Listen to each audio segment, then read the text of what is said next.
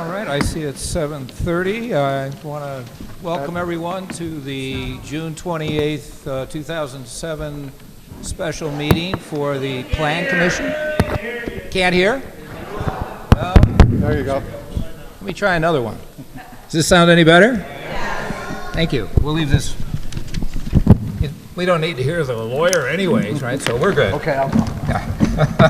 But anyway, I wanted to thank everyone for coming to our June 28th, 2017 special meeting of the Village of Tinley Park Plan Commission.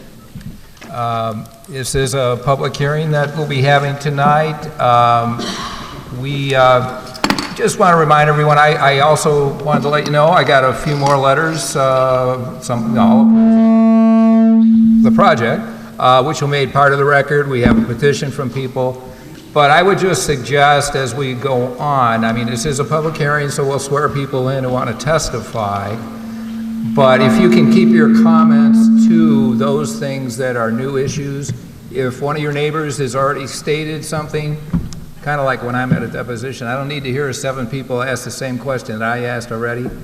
So if you can be courteous to your neighbors and do the same, the meeting should go well, and I think we'll get everyone's point across. That being said, if you will please stand, we'll start with the Pledge of Allegiance. Here it is.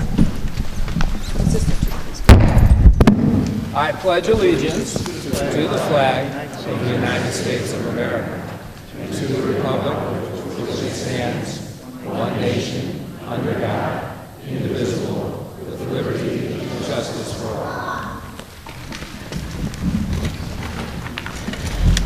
All right, if the secretary will please call the roll. Bergthal. Here. Janowski. Here. Capel. Here. Croner. Here. Moylan. Here. Shaw. Stanton. Matushik. Here. We have a quorum. I'm here, but I'd like to, due to my an earlier disclosure, I'm going to abstain from the meeting tonight.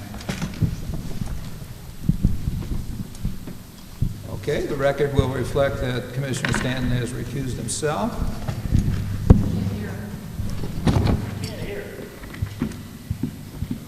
Commissioner Stanton has recused himself. We will begin by opening the public hearing. Is there a motion to open the public hearing? It's been moved by... Oh, I'm sorry, we did have minutes, didn't we?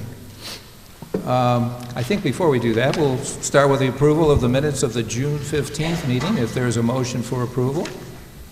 So moved. It's been moved. Is there a second? Seconded by Commissioner Stanton. All those in favor of approval of the minutes of the regular meeting of the Plan Commission on June 15th, 2017, please signify by saying aye. Aye. Any opposed? Motion carries. All right, now we can entertain, I think, a motion to open the public hearing. So moved. Is there a second? Second. It's been moved and seconded to open the public hearing on the residences proposed at Brookside Glen, southwest corner of Magnuson Lane and 191st Street for a special use permit for a substantial deviation with site plan approval. All those in favor of opening the public hearing, please signify by saying aye. Aye. Any opposed? Motion carries.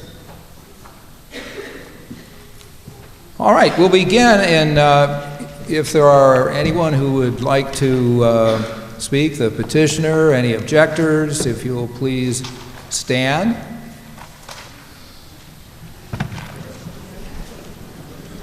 And if you, do you solemnly swear or affirm that the testimony you give tonight will be the truth and nothing but the truth, so help you God? Thank you very much. I believe our Commission Secretary has a sign-in sheet up here at the podium, so anyone who is going to speak, please sign in, so at least we have a record of who you are. You can do it as you come up to speak, it's all right, you know. I don't need to have everybody trip over each other. I do note that we have proof of proper legal notice in the Chicago Tribune, and that complies with the ordinances for notice. And I guess we'll begin with the presentation from the village staff. Mr. Chairman, if I could, I add one note before we send it over to Paula. At the last meeting, obviously, and I think for a while, there's been an issue as to the underlying zoning to this property. I did look into that since the last meeting. I provided the commissioners here with some of my findings. As I noted to the commissioners, I can certainly see why there's been some confusion here with, certainly on behalf of the residents, even the petitioner. Some of the documents which should govern the underlying zoning, quite frankly, they're missing. We don't have them. So it's somewhat ambiguous as to what it is. There are exhibits that they'll go back to these documents to 1990, 2000, and they're just not there. And the village has not been able to locate them. The petitioner hasn't been able to locate them. So it's made it somewhat difficult to pin that down. What I did recommend to this commission, and I still recommend that, the petition before you is a substantial deviation from a PUD. My recommendation is this hearing goes on. You have the standards to look at that. Those standards would be the same, whether it be a new PUD or a substantial deviation. That should be your guiding thought as you hear the evidence and weigh that against the standards and ultimately make your decision. So, I do apologize. It is, I understand the residents being confused as the underlying zoning, but again, remember, this is a PUD, there are standards, and that should be what guides you here. Unfortunately, there's documents missing, and that's what we have before us, but whether this was a substantial deviation or new, those standards are the same. The way you began vetting it a few weeks ago, I believe was proper, and I would recommend you taking that same course this evening. Thanks. Hello, can you hear me? So we're good. Good evening. Thank you for coming this evening. Some of you, I hope, have been to prior meetings because we have gone through this at a workshop as well as a public hearing. So staff is not going to go through that information again. The staff report is online, as is our prior two staff reports, so you're more than welcome to review those. We usually follow those formats when we make our presentations.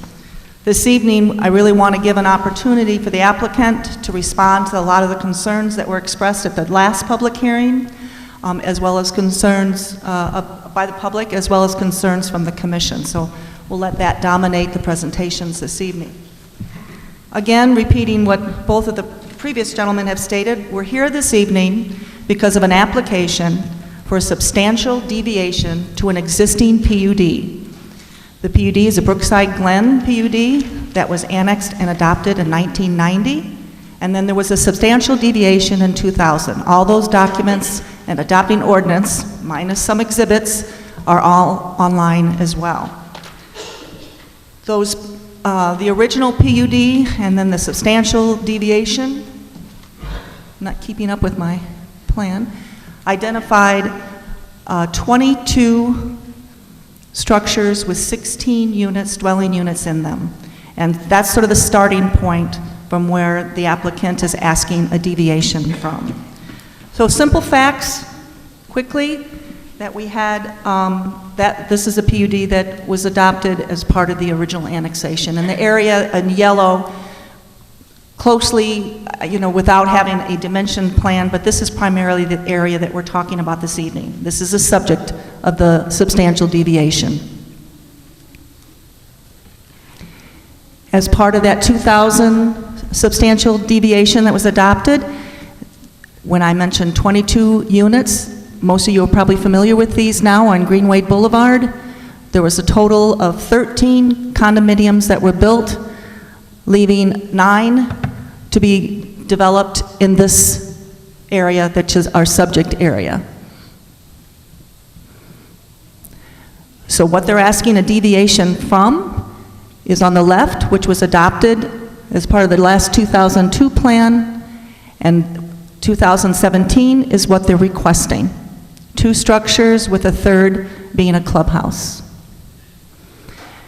Quick PUD 101, I just wanted to make sure that we all understand what a planned unit development is. If you can put yourself back in 1990 when the leaders of our community were faced with adopting plans for 828 acres, large piece of property, no idea of how it's eventually going to develop, but they wanted certainly to have a master plan to understand how the area would develop. And that's what a PUD does. It gives you a guide of what will happen, but as markets and economic times change, the applicant can come in and ask for substantial deviations. That's what they did in 2000, and that's why they're here this evening. PUDs inherently, by definition, provide flexibility for planning and zoning, and it suspends the underlying zoning district. When the commission this evening is evaluating the information in front of them, unlike a straight zoning project where they would look at the bulk regulations and the rules and regulations of that zoning district, what they need to do this evening is look at the overall intent of the adopted PUD, and as council mentioned, they will look at the standards for a PUD and a special use to help guide them in their decision. The site plan, we presented a site plan at both meetings prior to this. It has changed. I'm going to leave that for the developer to discuss. They have responded to some questions and concerns by the public and the commission regarding the location of the outdoor terrace. There were questions regarding the dog park and its hours of operation. There was also questions about the location of the banked parking and whether concerns about headlights shining into the townhomes. And overall parking lot design regarding the land banking, they will also address in their presentation this evening. There are 2 exceptions. As a substantial deviation, they are asking the Plan Commission to approve the 2-building design with a third being the clubhouse. But there are 2 exceptions that they are asking consideration of, and one regards the setback, and one regards the building height. Regarding the setback, we have the UDO as well as zoning districts R5 or R6. Luckily, they're both the same. The UDO looks at a maximum. We always usually look at a minimum. In this case, UDO is looking at a maximum. It's looking at no greater than 20 feet. If we were looking at the, I think we have a plan here. If we were looking at the underlying zoning districts, we're looking at least 25. So there's like a 5-foot play in there. But again, the commission is going to look at this in the context of the entire PUD and use the existing condos somewhat as a guide because they're of equal height and they're set back 30 feet. So building number 1 of the proposal has a maximum of 24 feet as its setback, and building number 2 has 36. And it varies because the buildings are at an angle and the curvature of Greenway Boulevard. Regarding building height, the proposal is looking at, during our staff review and our recommendations to the developer, we actually requested them to raise the roof, so we had a little bit of an articulation of the roof line. So that has taken them up. That's the building on the left. The main ridge of that building is at 62 feet, and the maximum height is at 69, but because of the way roofs are measured by our building height definition, looks at the midpoint of a slope. And so by definition, even that higher section, which flanks the entrance, so the front and the back, is at 62 feet. I think a point also to notice, as in any property, there's a topography of Brookside, of this area, as you move from the west, which is a subject property, to the east. The property basically slopes. There's about a 10-foot difference between this subject property and the condos that you are looking at out there now. Final engineering isn't done, so it would be a misrepresentation if I would tell you what the final elevation would be, but the grade that's out there now As you read the grade there and you read the grade of where the first floor is on the existing condos, there's a 10-foot difference. The condominiums that I'm talking about that you all are familiar with, their high ridge is at 62 feet and the lower ridge is at 55. So the open items that we would like the applicant to address this evening is security. There's been some questions by the commission in terms of security cameras. There's some questions about property maintenance and on-site management, residency. The number of buildings, of course, they're going to look at because that's the site plan they want to address. They had asked the applicant, well, what about 3 buildings? What about 4 buildings? And so they've asked the applicant to consider that. There's been questions about viability. Will this product be successful in the marketplace? They commissioned a market study by Tracy Cross that has been provided to all the commissioners and is online. They'll present that. I believe they have a representative. And then the last thing is regarding timing. If this project were approved, staff wants to ensure that the amenities are built along with the buildings. At the minimum, we want to see those amenities, the clubhouse and the pool, be built at the same time as at least one of the residential structures. So we would request, if this is approved this evening, that the Plan Commission make a condition that no occupancy of any building is allowed until all of the amenities as presented by the applicant are completed and usable. After the discussion in terms of order this evening, after the Plan Commission has opportunity to speak, after we receive public testimony, the Plan Commission will review the standards by which they're going to judge this project. They're all listed in the staff report. There's quite a few of them because there are standards for PUDs, there are standards for residential PUDs, and there are standards for special uses. They have been provided those and they have had time to review them. After hearing public hearing testimony, after hearing their discussion, they will have an opportunity to establish their own standards if they wish, or make comments on whether they think the project meets the standards or doesn't meet the standards prior to making a vote.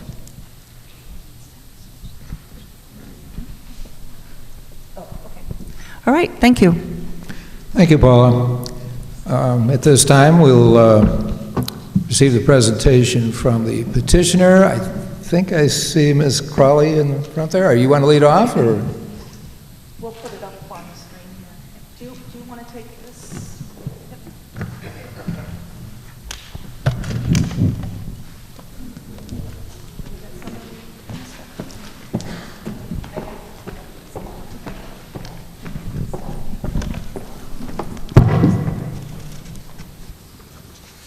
He's got it.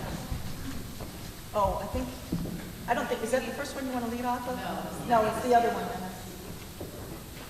On the red one.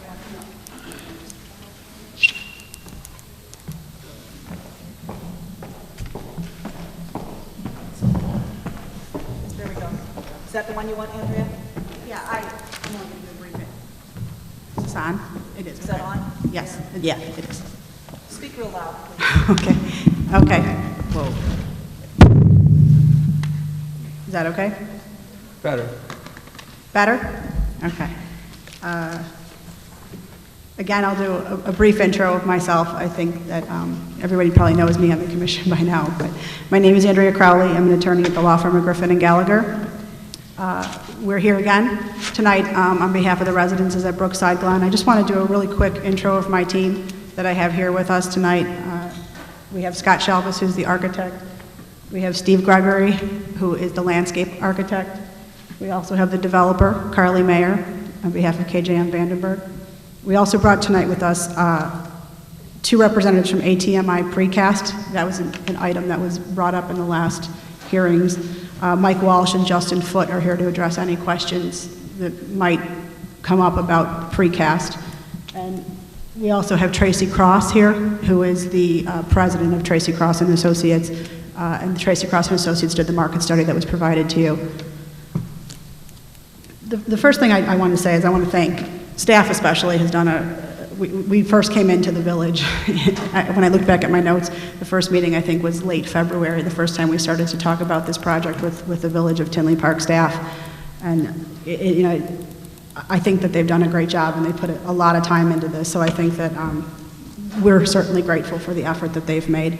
I also want to thank the commission, who's put a lot of time in on this. This is our third time out here, so I think that you've all really given us some time, and we appreciate that. I also appreciate the comments, because we've made some changes in response to comments from the public that we think make this an even better project than we thought it was, and we thought it was pretty good. So we want to thank some of the things that came up, because they really were helpful. And I'm going to turn this over shortly to Steve Gregory to talk about the actual land plan and the things that have changed since the last meeting. There's been some modifications. But I do want to just be clear that, you know, some of the things that came up last time I wanted to address up front. This site, it was brought into the village pursuant to the 1990 annexation agreement. And the only, there were some questions about the underlying zoning, but the only reference to zoning is the R6 that's labeled and actually drawn in the annexation agreement. We believe it's zoned R6, but we also agree with Paula that the PUD is what really matters here, the planned unit development approval, which was given in 2000. That 2000 ordinance allocated 144 units to this site. So we think that those issues are fairly settled. We think that what we're here tonight to discuss is really how these 144 units are situated on the property and how they look. The other issue that has come up periodically is the rental issue. After sort of hashing this out over the last couple of weeks, it's pretty clear, pursuant to Illinois case law, that that's not an issue, that ownership can't be treated disparately by a village. So I just wanted to be clear that what we're here for is site plan approval and special use for a substantial deviation to the planned unit development.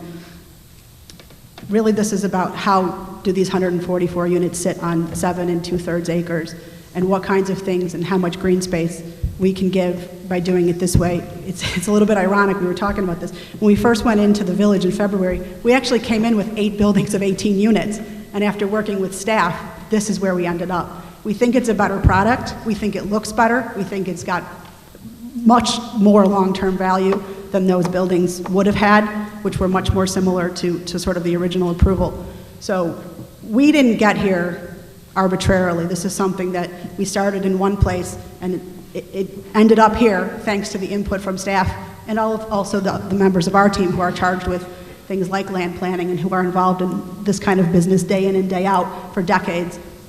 So I'm going to turn it over because nobody wants to hear me talk anymore, but I do want to thank you for your time, and I really do appreciate all of the thought and all of the energy that's gone into this. And I'm certainly here for questions, as is everybody from our team, if they arise later. The only thing I would ask is if maybe we have an opportunity to address some of the public comments. Sometimes we haven't had the opportunity because of the length of the hearings to maybe rebut or to discuss some of the questions that have come up by the public. So if there's time, we'd certainly like the opportunity to do that tonight.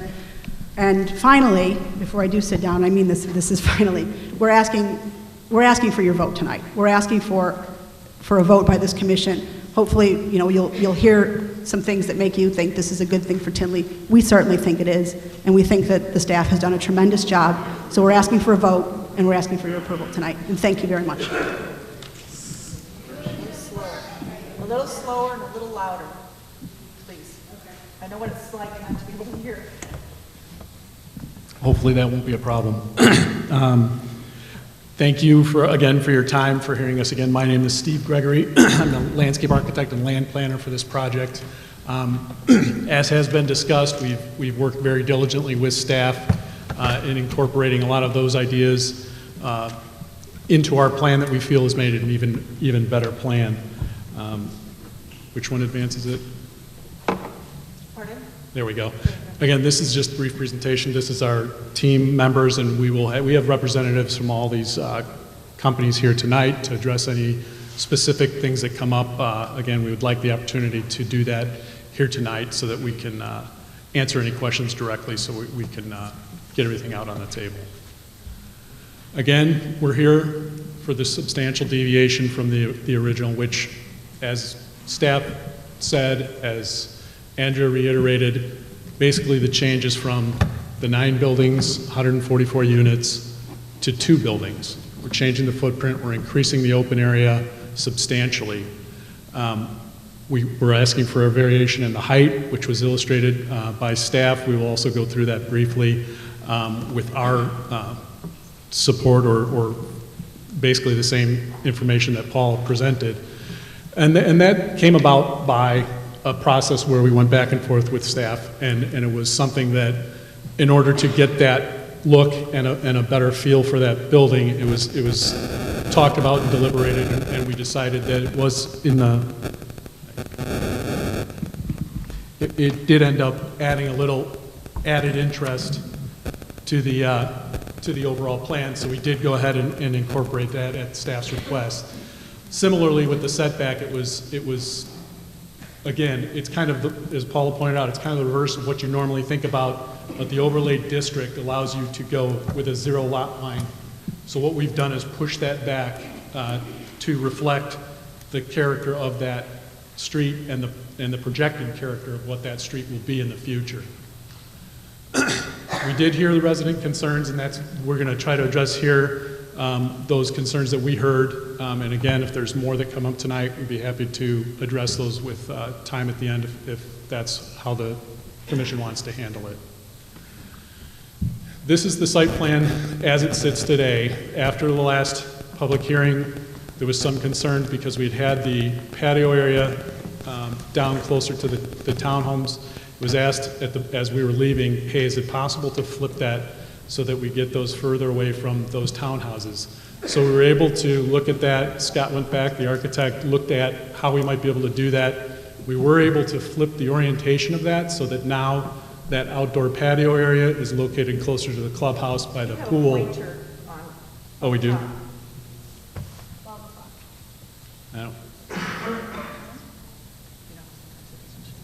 I don't know if it's going to show up on the screen. I don't think it does. Well, me too. But anyway, it was at the lower left-hand corner of that building 2, down by the townhome area. Additionally, we were asked to look at that townhome area. We had originally showed the land banked parking stalls possibly going in along that access drive. We looked at reconfiguring where we could put those, and we're able to put them more in the interior of the site, so if and when those are ever needed, they would actually be on the interior of that central of the drive by building 2 there, with the headlights orienting towards our building, not off-site. So that was, and then we also increased the amount of landscape screening and additional evergreen trees in that area between that access drive and the existing townhomes that are there today. Again, this is that exhibit that just shows the distance from the existing actual corner of the existing townhome to the actual projected corner of our building being 200 feet away. Again, now there's no longer any land bank parking in that area between the access road that is there for the pump house and our property and the dog park. This is the dog park area. I know there was some questions about what the hours of operations that would be. Basically, it's dusk to dawn, and that the occupants would have to have a fob to get in and out so that it would be for the residents, and there's no lighting out there, so it's going to be a dusk to dawn operation, much like many parks. Can I ask a question? Sure can. Can you? Question about the dog park? Yes. I'm sorry, Mark. Go ahead, Pete. Question about the dog park. At the end of the last meeting, it was also asked that we move the dog park away from the townhomes and move it to the other side of the project. I don't see that happening here. What happened to that request from the commission as well? We looked at it, and spatially, it didn't work out. And wait, what was the word you used? Spatially? Spatially, on our site, it didn't work out the way we had wanted it. Why? We felt this is a better, larger area for the dog park. How often is that dog park going to be cleaned and by who? That would be a maintenance decision that we'll have to make when we get into the Which we still operation. haven't determined whether it's on-site maintenance. I mean, I'm sure you guys will get into that, but I just want to make sure that that is covered when we cover the on-site maintenance. Yeah, that definitely would be part of our maintenance upkeep for the product. But I don't understand why you couldn't flip the arboretum, which is the field with the trees, and the dog park. It was the size and the location of it that we felt was What was better. wrong with the size and location? It's much smaller. If you, the area that you're referring to at the north end of the project is much smaller in area. and this allowed a larger area for dogs to run in How and to big? have the amenities for the dog owner. How big square footage wise are we looking at for that arboretum versus the dog park? I mean, you're making statements here, I can't see them on your drawings at all. I can't tell what the, I mean, I took a magnifying glass to try and see measurements, I couldn't see them, so I'm trying to figure out why we couldn't do something so, what I think is an easy fix, especially for those townhomes that live around that dog park, which I certainly wouldn't want. My guess is, normal dog parks aren't cleaned up as well as they should be, or as they're promised for the town to be, as well as when the dogs are there, they're loud. And if you're sitting out there, and I've taken a few drives out there, and I know some of the townhomes have nice patio furniture, some of the homes out there have in-ground pools that they want to enjoy. And I would think that this dog park would have an issue, would be an issue for them. So I don't understand, if you don't know the measurements of a dog park and the arboretum, who made that decision and in what way could it affect that it not be enough room to switch the two out?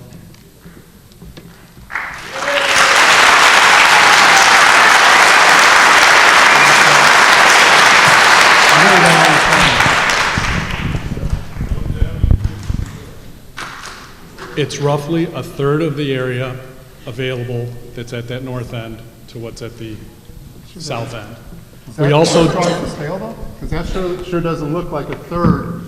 The little spot on the right doesn't look like only a third of what the dog park is there. It looks, I would say, at least 2/3 the size, if not the full size of the dog park. and The way you've got it drawn. And the other consideration we had is we had to have room for the land bank parking, because that was a request also of the village that we have provide for the land bank parking. So we also have that area. Right, but you're not taking away anything from the dog park there. The dog park is set off by itself. The land bank is clearly identified. The dog park and this tree area, the arboretum, as you guys have called it, appear to be almost the same size, yeah.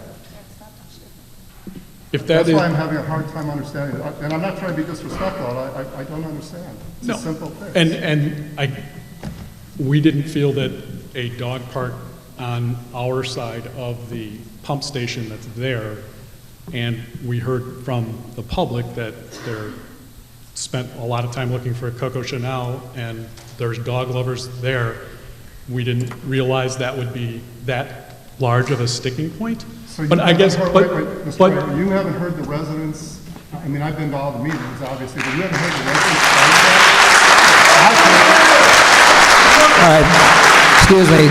Let's, if we can hold the applause till the end of the meeting so we can have everybody finish talking and we'll get through the meeting. Thank you. I don't mean to get you tangled up. No, and I guess we can revisit that if that is something that is the driving force behind approving this or not. Well, here's the problem, though. I think, my thought was that we were going to be voting on this tonight. And you're supposed to submit a plan. I think the Commissioner Berthold actually was the one who brought it up, made it very clear that the only way you're going to get any kind of support is to make these changes. And you come back with 2 out of 3. 2 out of 3 ain't bad, but certainly this, if you were living in the home or the townhome directly abutting this dog park, even if it's 200 feet, would you want that dog park over there? I don't think so. I know I would. If I can make a statement, staff did request this. I mean, I've requested it a couple times and in an email to Carly. My suggestion would be, I mean, that if this is something that's important to the commission, it certainly can be any kind of condition, and then you make that a condition of your approval, that that's what you want. Again, you are in charge of the site plan. If they elect that this is so important to them, I mean, that's their decision. I'm kind of surprised that it's that important to them. But Oh, but wait a second. no, you're misunderstanding that it's so important to the applicant that they don't change it. You're misunderstanding. I'm surprised All right, that they are. please, we have time for comment later. If the dog park is seen as being that egregious, I was just told by the petitioner that we will make it a regular park. It won't be designated as a dog park. So it is a park. I guess they don't want to park either, so I guess it kind of leaves us at a loss. We're certainly welcome to take your recommendation if you so feel that's the appropriate measure. I don't understand, you're talking about planting trees. Why don't you just want to plant the trees in that area and make your park or your dog park on the other area that you show the trees in now? I don't, there's something here, guys, that isn't adding up to me. It's a very simple fix. The commissioner and the staff have told you what we want as a condition, as one condition to possibly pass or not pass this. Okay. You're fighting us on a damn dog park. I don't mean to be fighting, I'm not my intention to So be what fighting. is the problem with switching it, whether it's a park or a dog park? I mean, a dog park was one of the amenities that you guys Okay, talked about, these upscale apartments. Now you're gonna give it up. I don't No, understand. I'm not, we will take your recommendation, we'll flip that park. If put the dog park on the north end, we'll put the arboretum at the So you're south. saying you would do that? Yes, Okay. So, thank you. I, Long story, but thank you. yes.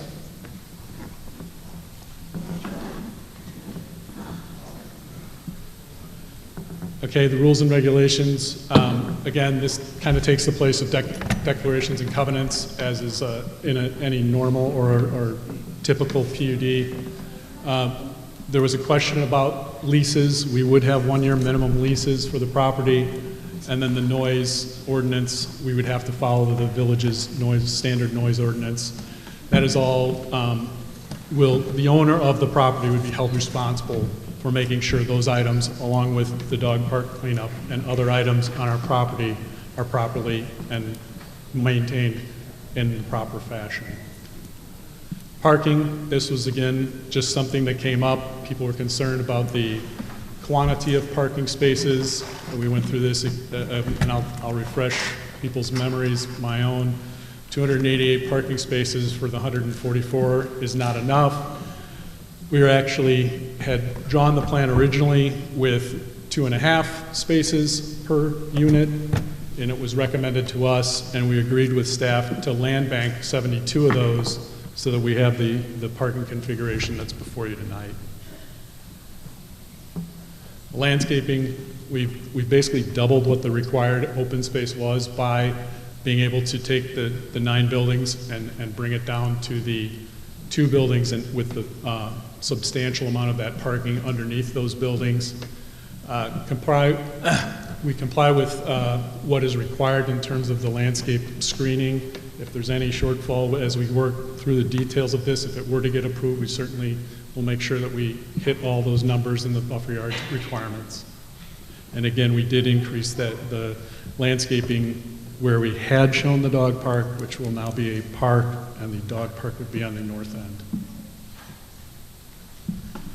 Security cameras, it was asked if we would provide security cameras. We initially did not want to. At the behest of the commission, we decided that it would be something we would add, and that would be monitored by the management company of the facility.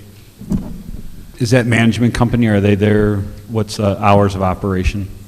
I don't know, they would be 9 to 5 daily, and then there would be a number for emergencies that people could contact. And then who monitors the tapes after hours? How does that work? They would have to employ a security company to take care of that security monitoring. I'm not familiar with how that process actually works, but we would, we've been working with staff. We've said we'd add the cameras. I think that we're happy to try to figure out the best way to make that happen. Again, here, this basically is the same exhibit that Paula had explained about the height of the buildings, and she explained how the lay of the land out there from the existing condominiums that are there. As you go to the west, the property actually drops off by 10 feet, so that our actual starting point for our first finished floor is actually looking to be about 8 feet below what the existing finished floor is by Brookside East.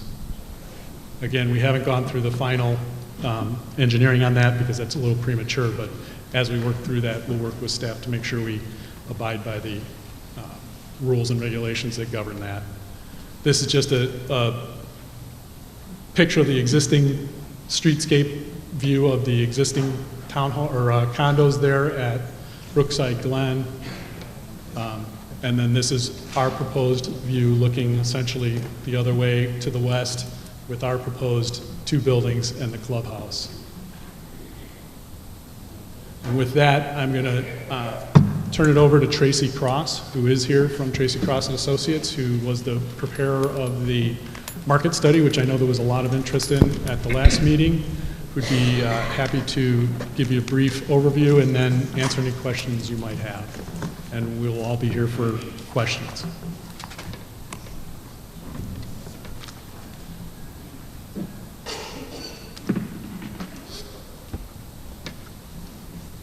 Hello, thank you. Just a little background. My name is Tracy Cross. I'm president of Tracy Cross and Associates. We are a market analysis firm that we opened our doors in 1980. So we've been in business for almost 40 years. Doing market feasibility studies for the builder community, the developer community, their lenders, and actually municipalities and various political jurisdictions. We did look at the residences of Brookside Glen and found that there was a significant market potential based not only on the fact that there was a very tight market represented locally by 1.8% vacancies, when a normal vacancy rate, in order to permit adequate turnover in the market, ranges anywhere between 4 and 6%, generally averaging around 5% to permit mobility in the marketplace. Looking at the project that was proposed, units range upwards of, on average, to 1,200 square feet. We established a average rental rate at $1.60 a foot, which is translating to a range of $1,600 to $2,400. It will require incomes of $65,000 upon entry on an annual basis. Positioning that against direct competition, which you may say that Orland Park, the 2 projects that are in that community, are TOD developments in terms of walk to train, while Brookside Glen is not. We have positioned Brookside Glen approximately $80 monthly on a value basis under the 2 newest projects in Orland Park. Against other communities that are found to the north, we had to use representative samples because there's very limited new construction in the southern suburbs. When we look at the southern suburbs, you only have the 2 newest projects in Orland Park with nothing developed in any areas except for rehab or renovation projects that are undergoing renovation. You have to actually search and start to move towards Will County, the Naperville portion of Will County. We're looking even at Bolingbrook for representative programs in terms of new construction. We have priced Brookside Glen on a monthly basis in direct concert with those communities and substantially under any of the 2 projects in Orland Park, which are arguably better located than Brookside Glen. If we look at a profile of who the actual renters would be, this project will deal with a very, very broad base of potential renters. We'll look at the basic group, which is under 35, and estimate that about 45% of the overall project will deal with people under the age of 35, both singles and couples, earning over $65,000 a year. The rest of the profile will be made up of the next 3 increments, almost evenly distributed at 10-year increments, meaning we're going to have individuals or couples between the ages of 35 and 45, between 45 and 55, and between 55 and 65, evenly distributed. So you have 45% under the age of 35, yet you have about 55% between the ages of 35 and 65. So we feel that the project can be very successful, absorbing at a rate of 8.3 a month or reaching full stabilized occupancy within a 16-month period. I'll be happy to answer any questions. Yes, Mr. Cross. I mean, I've lived in town here for 46 years, I guess, but Tinley doesn't seem to have changed in one respect, and that is it's pretty much a bedroom community, and people are working downtown. My office is downtown, quite honestly. But what I've noticed is the millennials seem to all be chomping at the bit to leave home, those that can afford to get out of the basement, I guess, share an apartment downtown. I didn't see that you had taken into account and it looks as though there's going to be an overbuilding of rental units in the city.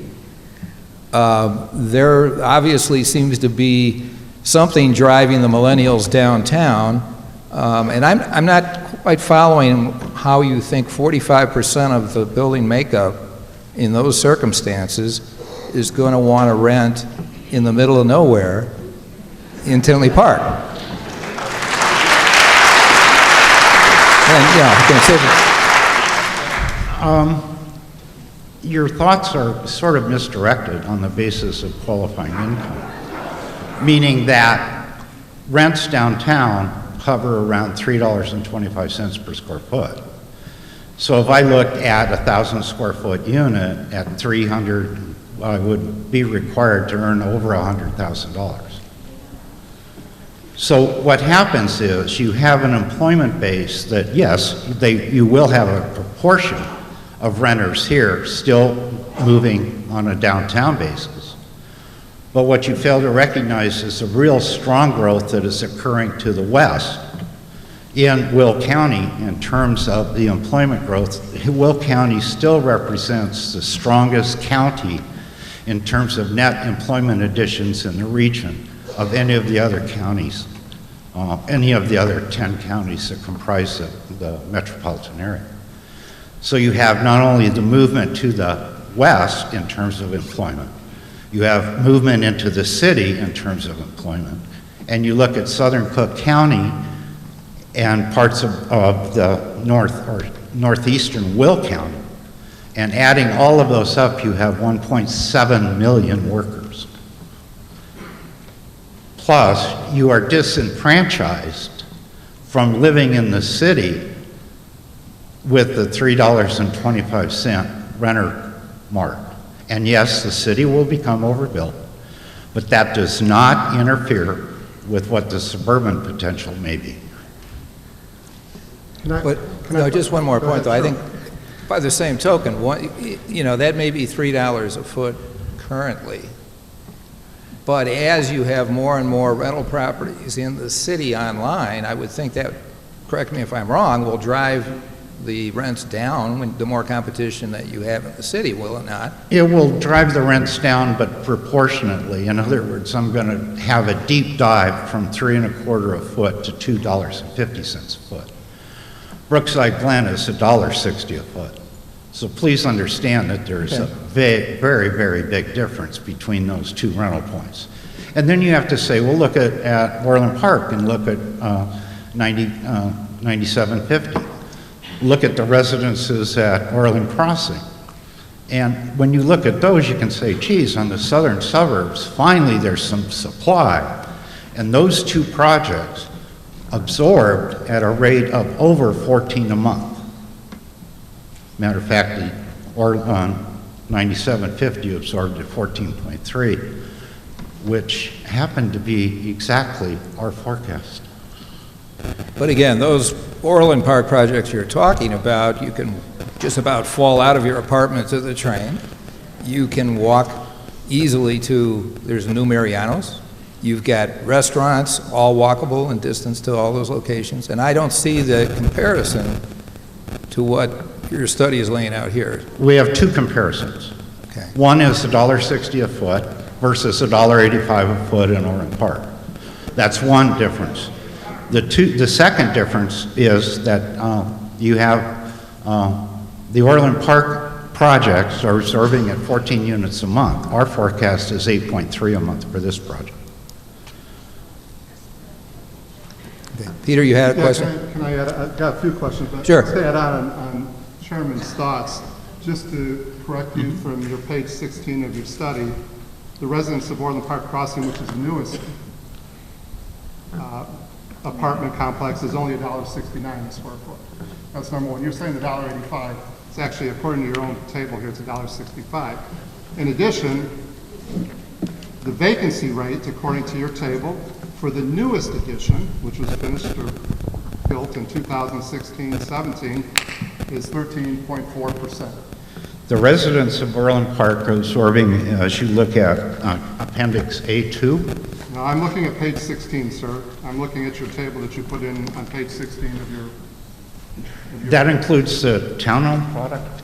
It includes the townhome products, which are larger, upwards of 1,900 square feet. When you exclude the townhome product and look only at flat over flat units or single floor units, the rent on a per square foot basis at the residences of Orland Park moves upward to $1.80 a foot.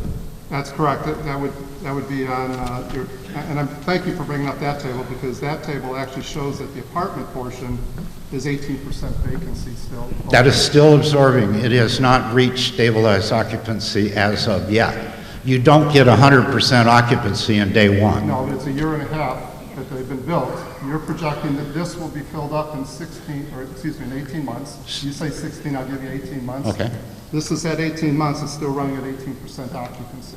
It's not to stabilization yet. Sorry? They are absorbed. They are not yet to stabilization. No, I understand, but you're saying that this project will stabilize, I'm using your big terms here, in 15.8 months. At 8.3 a month, which is 40% or 50% lower than what the residences of Orland Park is absorbing at. But even if at that pace, Orland Parks are still 18% vacant.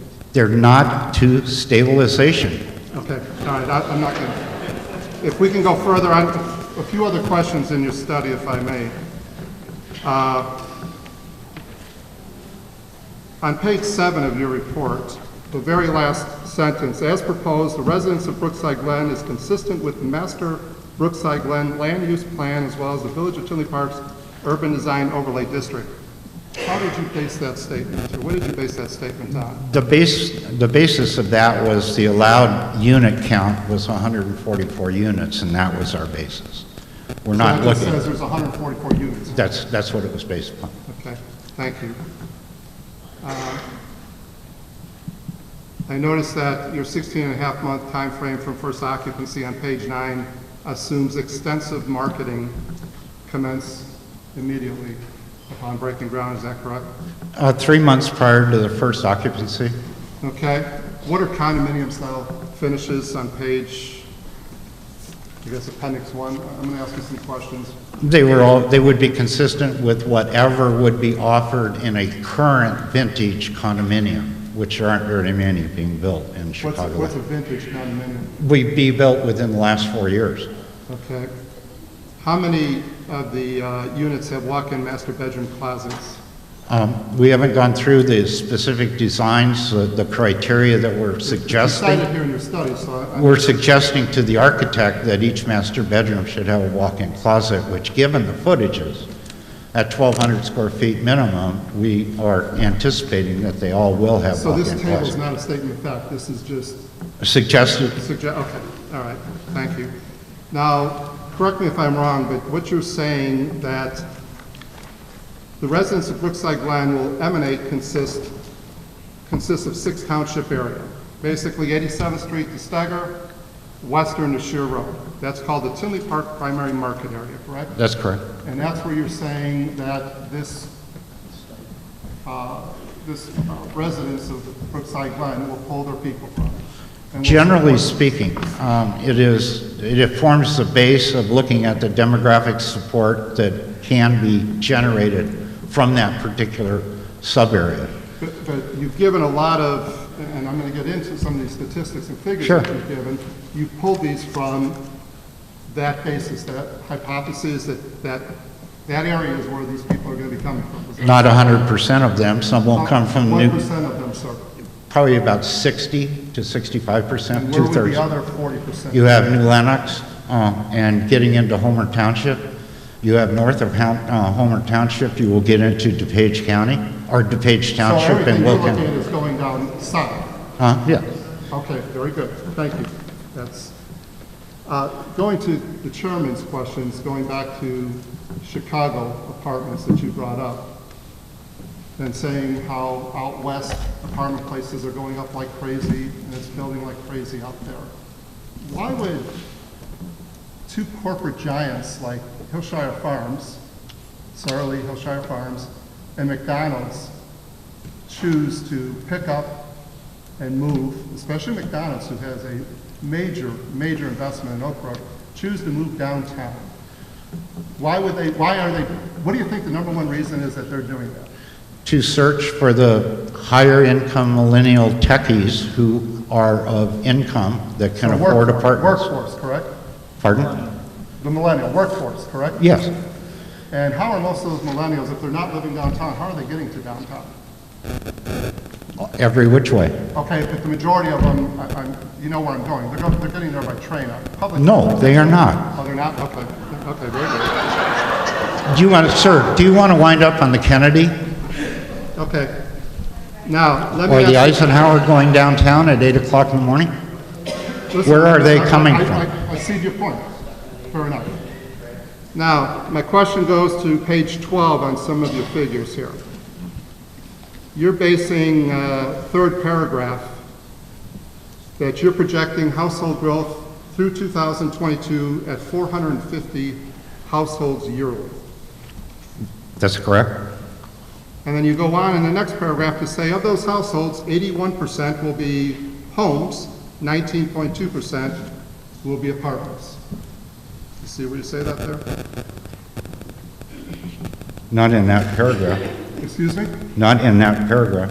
No, the next paragraph, sir. In the next paragraph, you go on to say 80.8% of all occupied units are ownership housing, and then the renters estimated will be at 19.2%. That's what they are today. Okay, fair enough. That's what they are today. If you are projecting a growth rate of 450 a year, and you're projecting that this Brookside Glen will sell out in, again, I'm giving you 18 months rather than 15.8 months. Go ahead. Follow the math here, please, and I'll stop if I am confusing anybody. So 450 a year, plus another half a year is 675 total new households in the next year and a year and a half of this. That's correct. What you're going to tell me is that 144 of those 675 households that are going to be derived from this principal marketing area are going to be in Brookside Glen. I did not say that. They're going to capture over. I did not say that.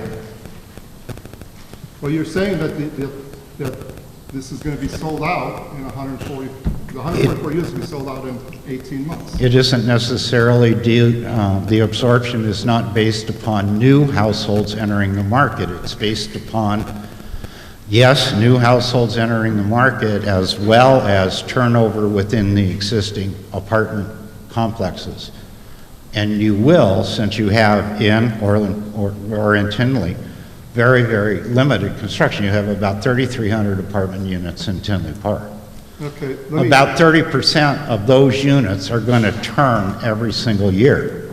So your pool of potential renters for a new program not only goes up from the household formation base, it also goes up on the fact that you can penetrate part of the turnover base. So what you're telling me is you're going to steal from Paul to pay Peter. You're going to take from these over here and put them in this place. But Paul has 1.8% vacancies, and he could, in effect, raise his rents and move to a 4 or 5% balanced market condition. This is simply your assumption. This is not, I mean... No, it's going to happen, sir. Okay.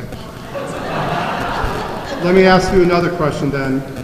If only 20% of the total households that are going to be built are going to be rental units, based upon today's numbers that you have in your study here, of that 675, that means only 135 new households will be renters. Are you following my math on that based upon your figures here? But you're making a wrong assumption, sir. I'm pulling it from your figures here. No, but you have to be able to permit vacancies in the market to move up to a balanced level. You also are going to have demolition of existing inventory, which will lead to an added component of replacement demand. Apartment buildings? Not necessarily, just demolition overall, of which a portion of those would be apartments. So those two groups also contribute, together with turnover in the existing apartment arena, to a demand base that over 5 years is going to say 1,125 units could be built in this market area without creating market weakness. But your own figures say that only 20% of the housing ownership, new housing ownership, will be renters, according to today's figures. I'm reading right, bear with me here, son. I'm reading right from your figures here. So of 675 new households that will be created in the 18 months that you say this building will be sold out on, only 135 new households are going to be looking for rental spaces. New households. Right. Right, but then you have to add to that the component to allow for vacancies to reach a 5% or balanced market condition.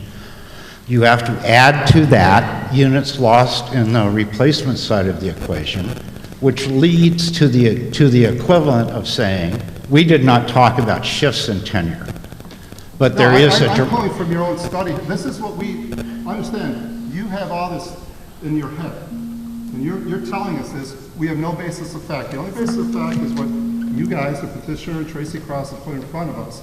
And so for me to draw conclusions from what you're stating, I can't do that. I can only do my job here based upon the paper that you have written and put together.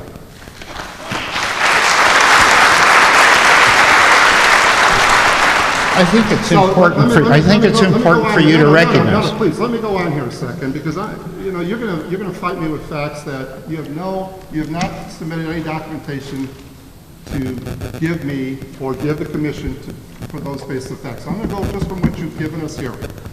And let me go back again here. We're talking that this place is gonna capture 40% of these new apartment households. And economically, I don't think that's a viable assumption that you're giving to us. Didn't make that assumption. But, okay, the statement. Fair enough, the statement. I did not say new households, and this project is going to penetrate only the new component. But here's our problem. We have apartments here already. We've got more apartments coming up here, proposed, that will be proposed. You haven't taken any of that, in my opinion, into account. You're saying, well, you know what, there's going to be others that are just going to move from here to here.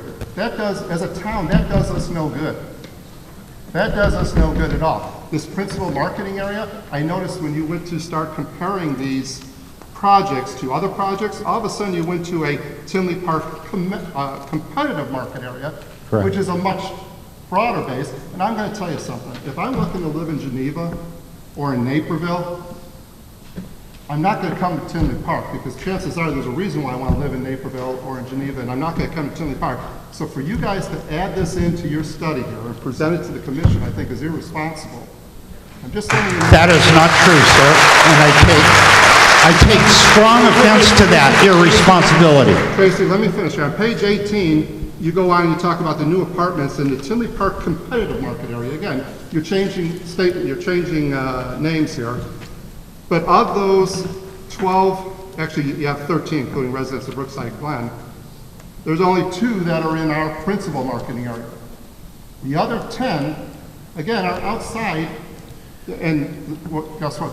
The overwhelming majority are up in those northern suburbs where, trust me, if you're going to live in Geneva or Batavia or St. Charles or Naperville or Lisle, you're not going to move a half hour, 45 minutes south to come to Tinley Park. There's a reason why you want to stay in Tinley Park, and there's a reason why you want to move out there. Let me address that specifically. Sure. There's only 2 projects that have been built in the southern suburbs of scale in the last 20 years. Correct. They happen to be in Orland Park. Correct. We did use Orland Park. To say that we're only going to use 2 comparables which we used and we compared them to where we forecast absorption for Brookside Glen. We use the other projects located to the north because they are relatively new and they are representative, not necessarily competitive. But where's all the growth that you're talking about down in Will County and New Lenox, as you just talked, as you stated? Why didn't you use anything from there or from Indiana, which is even closer than Geneva? We just didn't. Yeah, this is, Even under Will County, this map, there was nothing on there that there were comps. Okay, this is basically all your comps is in the southwest Cook County, but everything went up to Lake Shore Drive as far as where the comps went. No, you have Bolingbrook in DuPage County. You also have Tapestry in DuPage County. No, Tapestry, yeah, but Tapestry is in Naperville. It is, but where is it in Naperville? Try Will County, Naperville. The replacement side equation, how is that determined? It usually ranges anywhere between 0.5 and 0.75% per year Now, of the existing inventory. What about on conceptual, some of the conceptual design and planning, some of the apartment complexes that are planned in this community? One being, I believe, on North Street. We know about those, and we included them. What we're saying is that this market is capable of absorbing 1,125 units over a 5-year period. Not everything is going to come on at exactly the same time.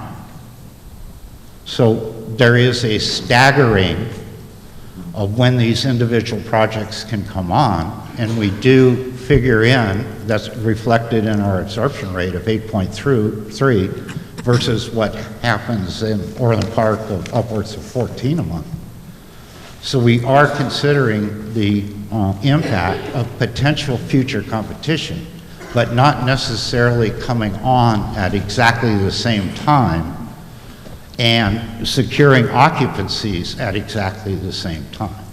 Well, the absorption rate and the conceptual planning on that project, that is in downtown Tinley. Yes? Which is on North Street. Yes. That, excuse me? Use your microphone so they can hear you. The one that's in conceptual planning on North Street, downtown Tinley. Public transportation, close to business, walkability. How would this project be differentiated compared to that project? Was any of that considered in there? Because if that does get built, that's going to impact this project over here because this isn't close to public transportation, and not everybody is going to have a bicycle. We did consider that impact. However, it's been in planning for how many years, sir? Well, if we're targeting the millennials, it is. Your national average on a modest one-bedroom is $892. You know, and that's through the Department of Housing. On a 2-bedroom, it's right around $1,100. So that's the national average. So, and that's targeting the millennials. And now we look at there's going to be a big difference between wages and rent comp. So is I'm that very taken confused, sir. When you use national average, you're dealing with the median age of something built nationally hovering right around 1980 or 1972 is when the big onslaught of apartments came on this market. So in between 1972 and another peak happened in 1986 through 88, that's when most of the apartments nationally were built. So when you look at comparisons of what rents are nationally, what do you think they are in La Jolla? What do you think they are in downtown Chicago? Well, it's because of location. That's our point, though. It's location is where it's at. What's going to drive individuals or millennials to this community? We're only saying 45% of this market profile will be under the age of 35. We're saying that the remainder, 55%, will be spread across all of the other age groups up through 65. You know, you say only, but that's the overwhelming majority of what you're basing your assumptions on. That's who rents apartments. But they also don't want to get in a car and have to drive 1.5 miles to a train station, or drive 2 miles to a grocery store, or drive 4 miles to go to a downtown Tinley. I mean, But sir, why are 42% of all your current renters under the age of 35 in Tinley Park? excuse me? 42% Yeah. of all your current renters in Tinley Park are under the age of 35. Okay. That's my point. But you're, wait a second. This project is going to a different customer, is what we've been told. They are going to a customer who wants convenience, who's looking to pay $2,000 to $2,500 a month, 1,600. to $2,500, okay. Yes, sir. 1,620, I was going based upon the two bedrooms. $1,600 to $2,500 a month, which is $1.60 a square foot. The people that you're talking about are paying an average, according to your study here, of $1.24 a square foot, substantially less. See, what you're doing here, you know, you're using figures, you're throwing out these figures, whatever makes your case strongest. That is not true. Wait a second. That is not true. We are not sitting here trying to be biased to any Wait a second. shape or form. You just went to this commissioner who told you what the national average is, and then you came back with your thoughts, and you're saying, well, wait a second, we're talking about this project here. And then all of a sudden you give me, then I say, well, this project here is going to an upscale consumer looking for convenience, looking to get on the train if they want to go downtown, because chances are they're working downtown, and they want to be able to maybe go have a pick, pretend it's like Oak Park Avenue, have their pick of 10 restaurants, have their pick of a grocery store, have their pick of a nail salon, have their pick of a hair salon, whatever it is. And then you come back and tell me, well, 42% of the residents in Tinley Park are the age group that you're saying.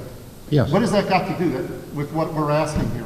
You're saying that the millennial market won't be attracted to this project, and I'm saying it will. Okay. Mr. Cross, Pete, you mind if I? Can I ask one more question, Mark? Let me go to one of the other concerns that the neighbors had at our public hearings has been the value of their homes. With this two large buildings built of this precast concrete. And you came back with the studies that said that basically, in our opinion, it's not going to have any issues whatsoever with resale value of homes. That is correct. Okay. But I also want to let the ladies and gentlemen of the audience know, let me give you this here. Conclusions or recommendations established in this analysis represent a professional opinion, blah, blah, blah. These include, among others, the possible interplay of unforeseen social, economic, physical, environmental, and governmental actions. In this regard, Tracy Cross Associates, its owners and employees shall be held harmless of changes in condition that may materially result from these occurrences. Basically, you're excusing yourself from anything in your studies. Is that a fair statement? If something You have to look at an attorney to say that was suggested by our attorney, so okay, somewhere fair down enough. the line. Well, let me ask you a question. You gave us 4 studies where you say Yes. that homes were not affected by apartment dwellings. Okay, are you familiar with? Yes, sure. You gave us Mill Creek Apartments in Geneva, Illinois, the Enclave at 127th, which is in Plainfield, the Tapestry Apartments in Naperville, and the Grand Reserve Apartments in Naperville. Which, interestingly, this last one, they haven't had any new units built since 1997, so I would say that we would probably discount this one here. Why? Because the homes, the building, or the apartments are not new apartments. I don't know when the homes were built. These homes were all built within the last 10 to 20 years, and some more, or earlier. This is going to have a direct reflection of apartments coming into this area right now. You're twisting it for your own Okay. case, All right, saying wait. that there Well, will be an here's impact my of question. that. Where is the Orland Park study? What do you mean, where's the Orland Park study? Where's the Orland Park study to say what happened to the Orland Park value of homes around the 2 projects in Orland Park? Why didn't you include those? There's nothing within a 2-block radius of those 2 communities. Okay, thank you. Wait.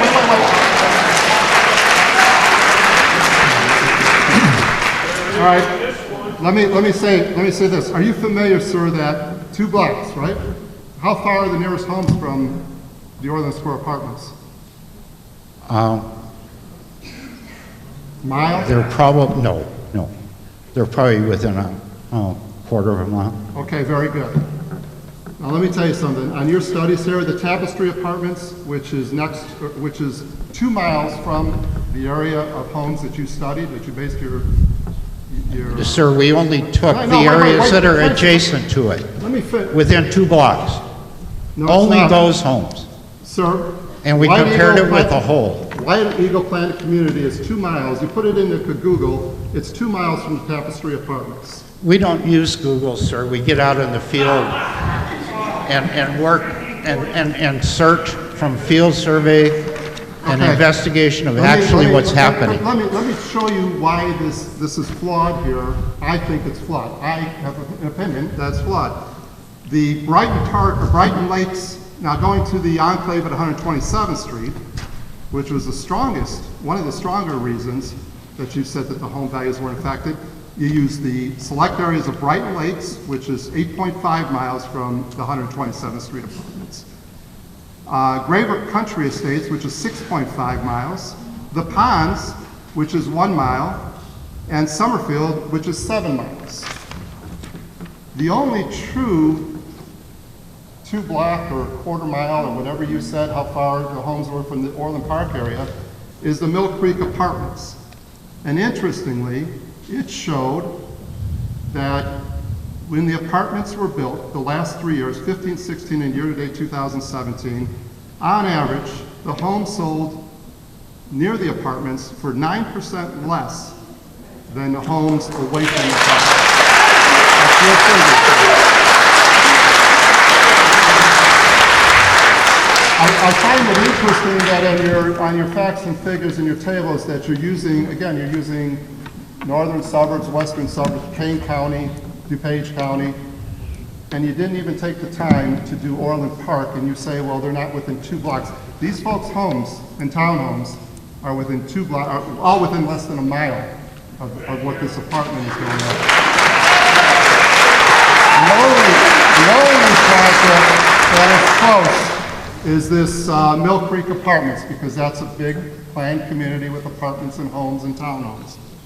And again, the homes that sold nearest that you use, the Mill Creek planned community, sold for 9% less than all the single-family home developments in your table that were cited. So I think it's unfair for you to make that statement to both the petitioners as well as the citizens of... Sir, it's not unfair. Can I comment? Sure. If you read the table correctly, the left-hand side of the comparables used in that table Excuse me? are those, the left-hand side of each of the comparisons, Yes. are those homes that are either adjacent to, contiguous to the apartment community that was built, or within 2 blocks of that community. I would The agree one, with you on the Mill one Creek. on the right-hand side is the whole of that community. So when you talk about 6.5 miles or 8.5 miles, that's probably what you're dealing with on the right-hand side. You are not dealing with it on the left-hand side of that column. Mr. Cross, do me a favor when you leave here tomorrow when you get into your office, look up how far Brighton Lakes, Graver Country Estates, the Ponds, and Summerfield are from your 127th Street apartments. I know how far they are. That is not the comparables used on the left-hand side. It says Those right- are used, those are the homes in those subdivisions that are within 2 blocks of that community.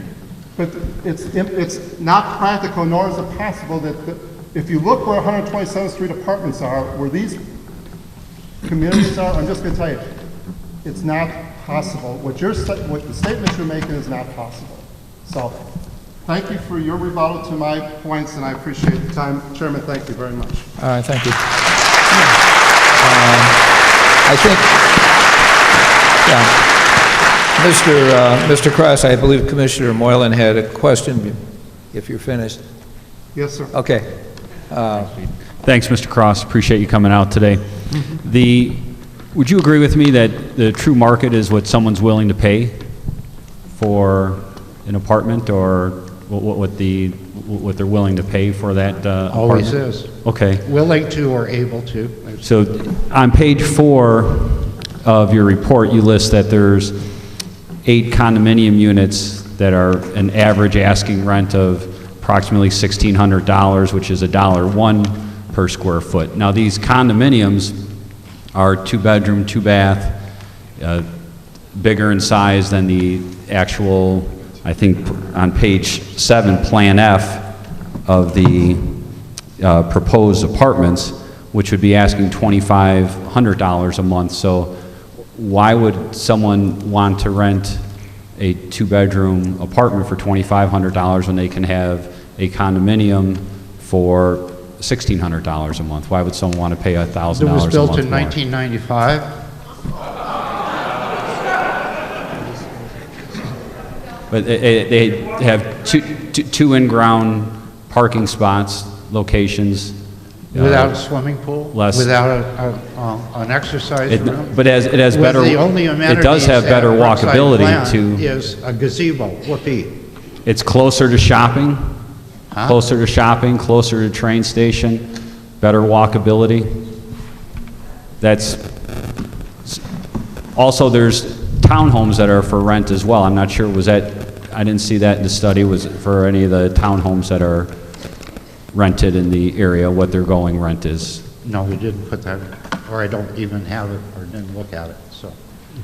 So is that something that you are aware, or would you We're happen to know? aware of the whole dollar chunk price that's being attained at Brookside Glen Apartments as proposed. And the chunk price, meaning whole dollar, is the same as what's being charged at Brookside Glen, albeit the apartments or condominiums at Brookside Glen are larger, but they lack the same features and standards that are being offered within Brookside Glen Apartments. They are lacking the amenity structure that Brookside Glen is proposing, and they are dated relative to features and amenities. So that's, and I respect your opinion, but again, the market is $1,600 a month. That's what someone is actually paying for a 2-bedroom, 2-bath condominium. So that's what someone's paying for. So whether, and your assumption is that someone is going to want to pay $900 more a month or over $12,000 more a year to have a swimming pool and grill outside. You have to take the whole context of where this project, the proposed development starts. And it starts at 1,200 square feet, and at that level, we have rent levels that are below in whole dollar or chunk dollar than the average rent in a condominium at Brookside Meadows or Brookside Glen. And I guess I would have liked to have seen what the rentals are for the townhomes, because there's quite a few townhomes in the Brookside Glen area that are rented, and I would have liked to have seen what the average rental unit is for a townhome in that area. I think we can do that. You also have to look at the motivation of that condominium owner, who may say, okay, I'm going to try to rent this unit because I can't sell it, or I'll take a loss if I do sell it, or once this market, whenever it might occur, light years from now, that the condominium market resurrects itself to some degree, then I'll be able to sell it. So the security of a 1-year lease at Brookside Glen gives you some idea that, yeah, I can leave in a year and I won't get booted out if somebody has a health crisis and dies and they have to sell their unit that is now rented. So all of a sudden you have this situation where the mobility within the existing condominium stock is jeopardized on that basis. Okay, I appreciate that, but it doesn't go to the townhomes. Again, there's many townhomes, and I think from my understanding is that the rentals are much more less than $2,500 a month to rent a some 2-bedroom, sometimes 3-bedroom, 2-bath, 1,800 square foot townhome. Directed to the millennial? correct. That's it. I have many millennial clients that do rent townhomes in Brookside Glen that With are children? renting. With children? Some do have children, yes. We would expect that the child proportion at Brookside Glen Apartments will be very, very, very low.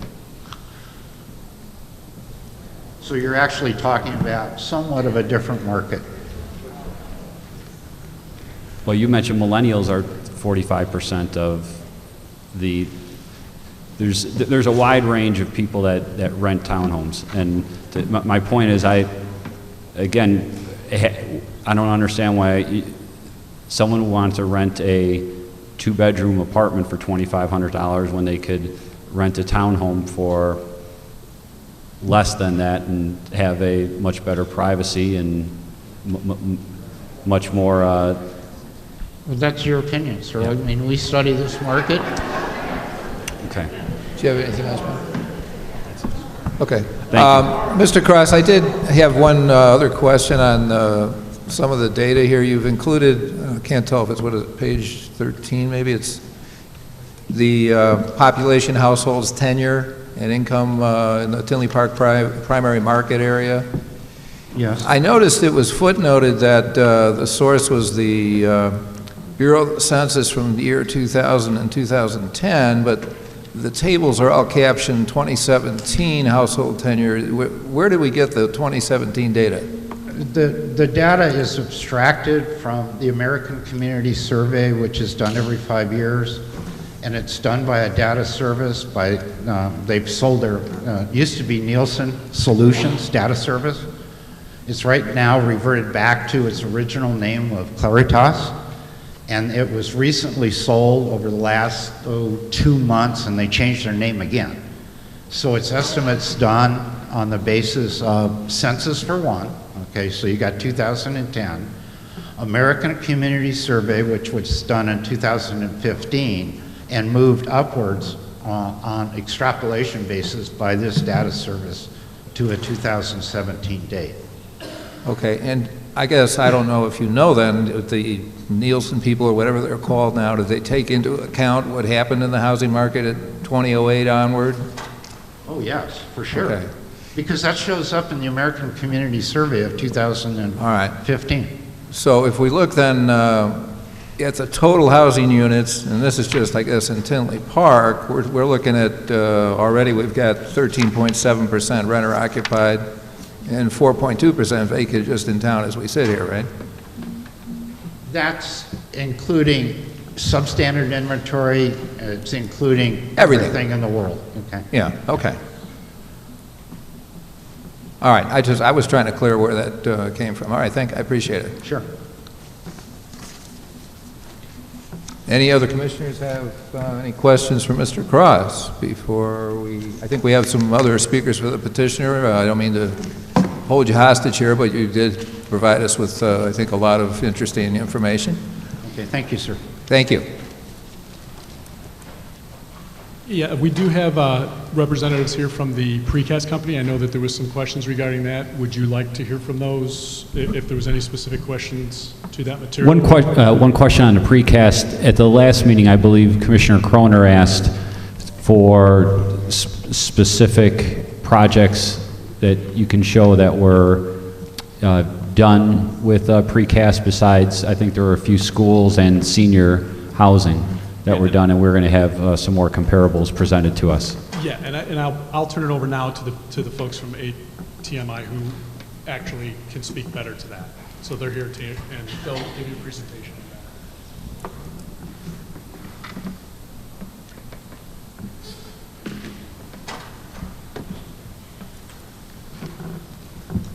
Good evening. Mike Walsh, ATMI Precast. Justin Foote, ATMI Precast as well. We're asked by the developer to come out, and we've seen the plans for the building. We've put pricing on the building. We were asked to present some buildings that are in the area that are comparables as far as to give the commissioners a feel for the precast. So, Mr. Walsh, was this I apologize. Was this information in the packet that we received? It was not. I don't know if it, I didn't put the packet And together. I do appreciate that, and that's one thing that we did ask from the petitioner, to give us examples before this meeting to have that we can go out and research and look at. And that's another disappointing point. Just to let you know, guys and residents, we were handed a list of 13 properties. And of those 13 properties, 12 of those properties were either university residence halls, senior citizens home, homeless veterans homes, or assisted living homes. There was only one property that is of the same nature as the project that the petitioner is putting up for proposal. So that's why we were hoping that we gave them, what, an additional 2 weeks, the 28th? When was this meeting supposed to originally happen? June 15th. Okay, June 15th, so they almost got 2 weeks. We haven't seen anything. You're going to show us some things here that we have no idea where this is, what it is, which we appreciate you guys doing this, but Probably a vast majority of the projects that are going to be in this presentation are going to be in that list we as really well. don't need to see them then, because it is, unless you want to show us the residences at the Grove, that's the only project that the Okay, we'll do petitioner's that. put We'll show you forward. residents at the Grove. Okay, that's the only project the petitioners have put forward that's anywhere near this type of Okay. housing, using the product. I'm sorry. All right, well, perhaps, yeah, if you could focus on that one, and then we can move forward.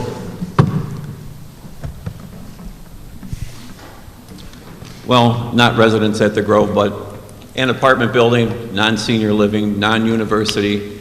This is in Lisle, Illinois, on Route 88. It is a precast building. This one, 4 stories tall. It does have parking within it. It's in the precast language called the Texas Donut. There's parking in the center of the complex with a pool and everything, so.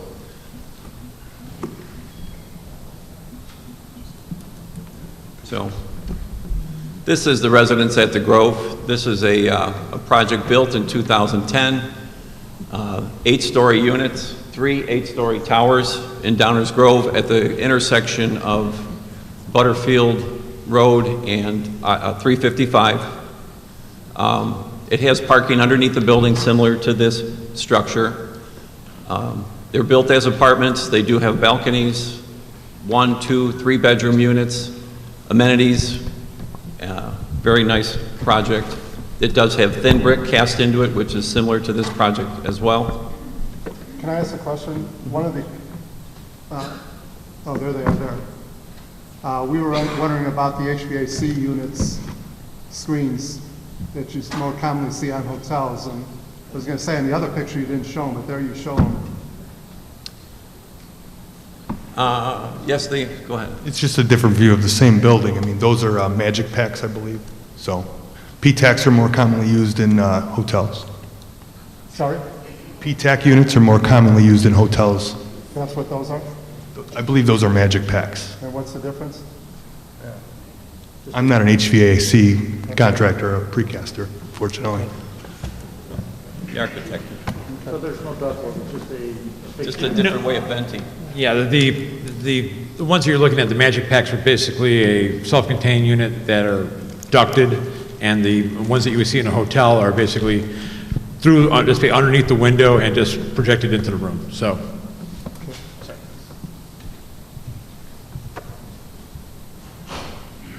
And that's just a view of the same project. You can see the 3 buildings there and all the amenity space. Where's all the product manufactured at? The product is manufactured in Aurora, Illinois. Manufactured in a union plant. These buildings were erected by union crews.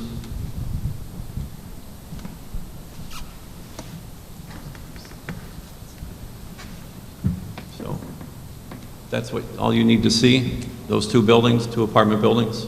Those are the only 2 that you have. Oh, the next one, Melrose Commons, this is in Melrose Park.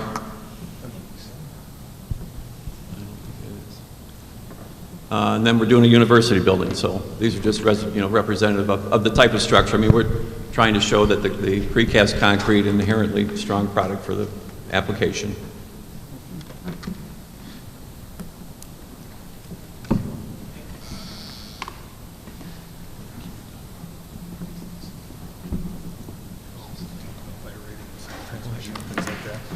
I mean, with precast concrete, as opposed to, say, wood or stick-built construction, one of the advantages is obviously is that it's concrete, and some inherent properties of concrete are, increased fire rating, sound transmission class, just the amount of noise that you'll hear from between the units and so on and so forth will be significantly less than if it were wood or stick-built structure. So going to a concrete structure is actually a better quality building, and the life cycle of a concrete building as opposed to other types of construction is significantly longer as well. So.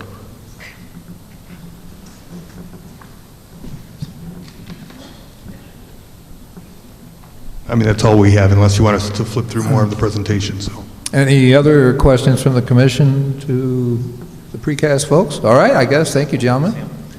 I think they brought a sample. I just wanted to add, too, that precast is allowed by the Tinley Park Building Code, so this is not an exception that we're looking for in terms of the materials on the building. Just wanted to make sure that we were all on the same page.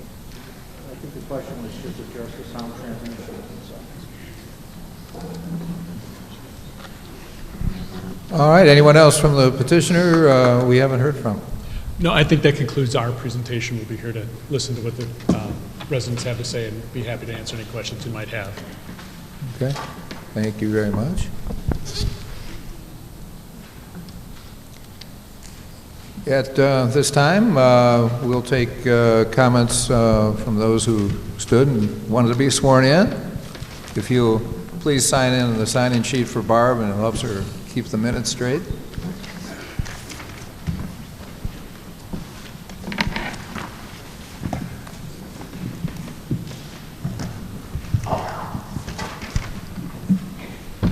Hi, I've been a resident of Tinley for over 20 years. I moved from the city of Chicago. We rented an apartment. It is a terrible environment. I can speak for it. I've been married almost 37 years. It's not a good environment. It's all about money for you guys, I understand. I understand that. But we're residents. This is about our monthly incomes, about our mortgage. I just moved, my siblings and I moved my mom into a condo at Brookside Glen a year ago. We bought it because I told everybody how Tinley Park is so wonderful. I love it here.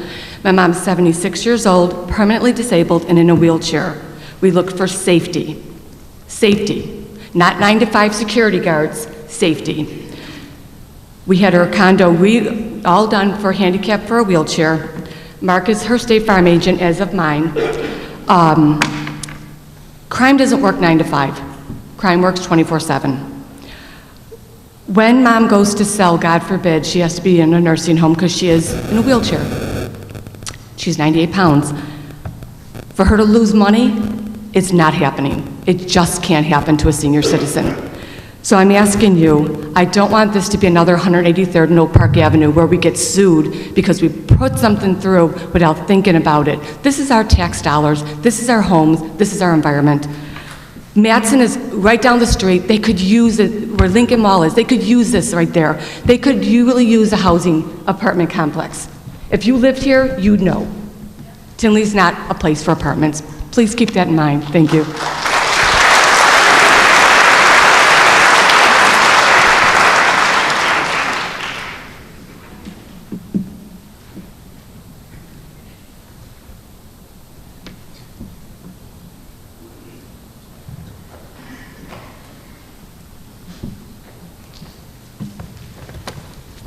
Hello, my name is Marge Cahill, and I'm a representative of the community group United Against Brookside Glen Apartments.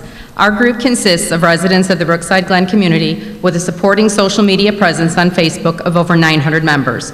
We have over 500 signatures from a petition that was circulated throughout the Brookside Glen neighborhood, as well as over 450 signatures from online circulation. We recently gathered as a group to unify our voices and communicate our message to present to you our collective objection to the request of the applicant, Andrea Crowley of Griffin and Gallagher LLC, on behalf of Carly Mayer and KJM Vandenberg Brookside Joint Venture for a special use permit for a substantial deviation from the Brookside Glen Plan Unit Development with site plan approval and any related exceptions to develop a 144-unit multifamily residential project with associates, amenities, and clubhouse for the properties generally located west of Magnesium Lane and John Michael Drive in Tinley Park. As our numbers are many, and out of respect for the Plan Commission's time, we will present our objections using representatives of the group who will be immediately following me. This ensuring our numbers are recognized and our voices heard as the public hearing and the upcoming Tinley Port Board meetings. We ask those in the audience that are supportive of United Against Brookside Glen Apartments to acknowledge their support by raising your hands now. Our group was formed out of an overwhelming need to ensure this property is developed in a manner that is consistent with the approved Brookside Glen PUD and current village ordinances. We believe that development and growth is critical for any community to thrive. We acknowledge that positive growth and development within Tinley Park is what created Brookside Glen community.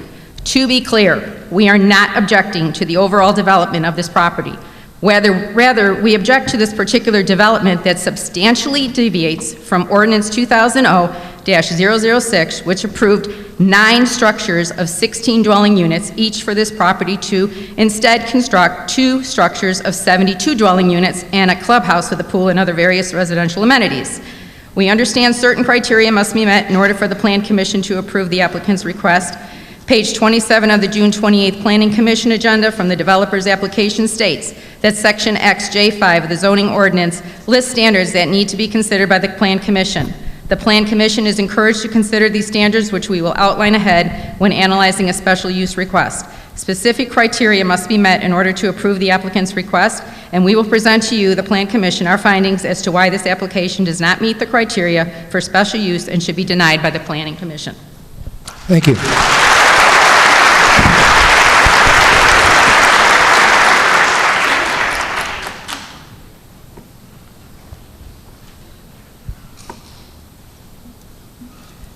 Okay, the pen stopped writing, so we'll just go to the talking. My name is John Wagner, and I'm a member of the Brookside Glen Homeowners Association, as well as a resident there since 1998. And I'm handling objection number 1, the character of the neighborhood. Now, per Section 7 of the Plan Unit Developments in the zoning ordinance, Section B6, subsection A, substantial deviation. Any changes which include increases in density, increases in the height and or bulk of buildings, increases in the size or number of signs, major reductions in the size of the proposed buildings, increase or major decreases in the number of buildings and or lots, reductions in amount of proposed open space, other things like that, shall all be deemed substantial deviations. To my knowledge, and I want to be corrected if I'm wrong before I go any further, 2 substantial deviations were asked for: height and setbacks. Am I correct? That's correct. Okay.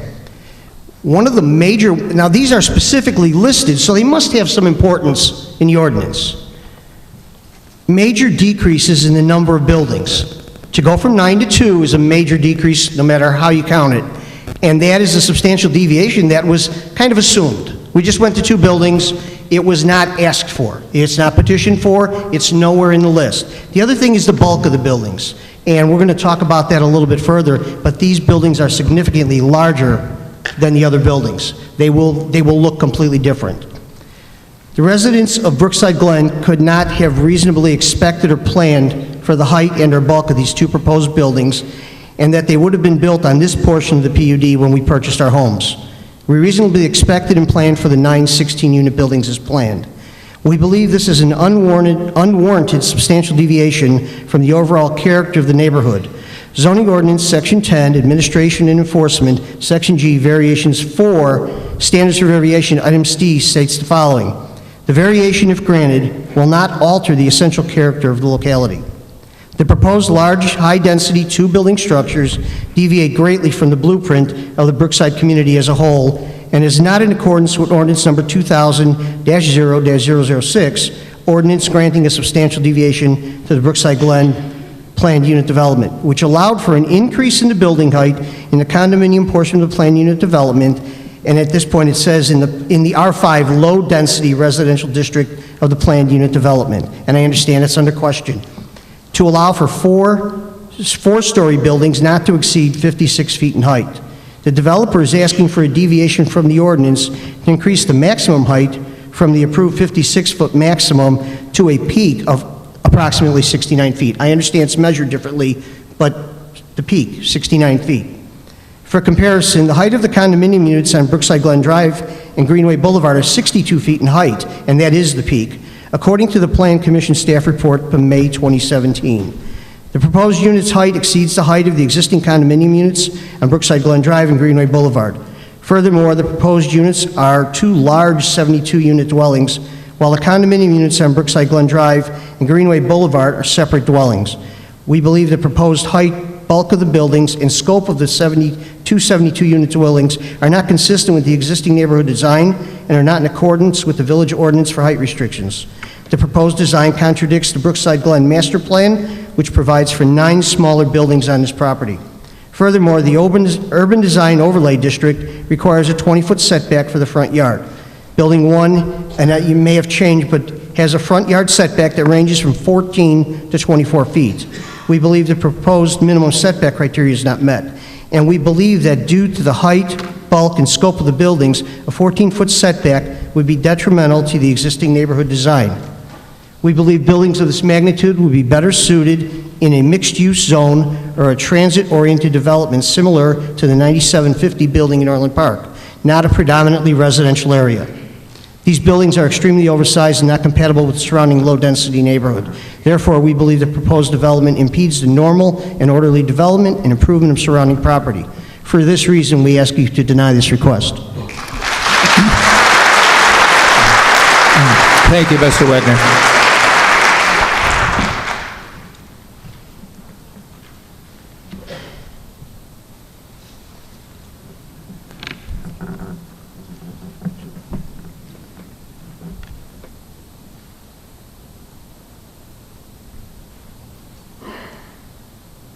I'll leave the pen. Oh, great, thanks.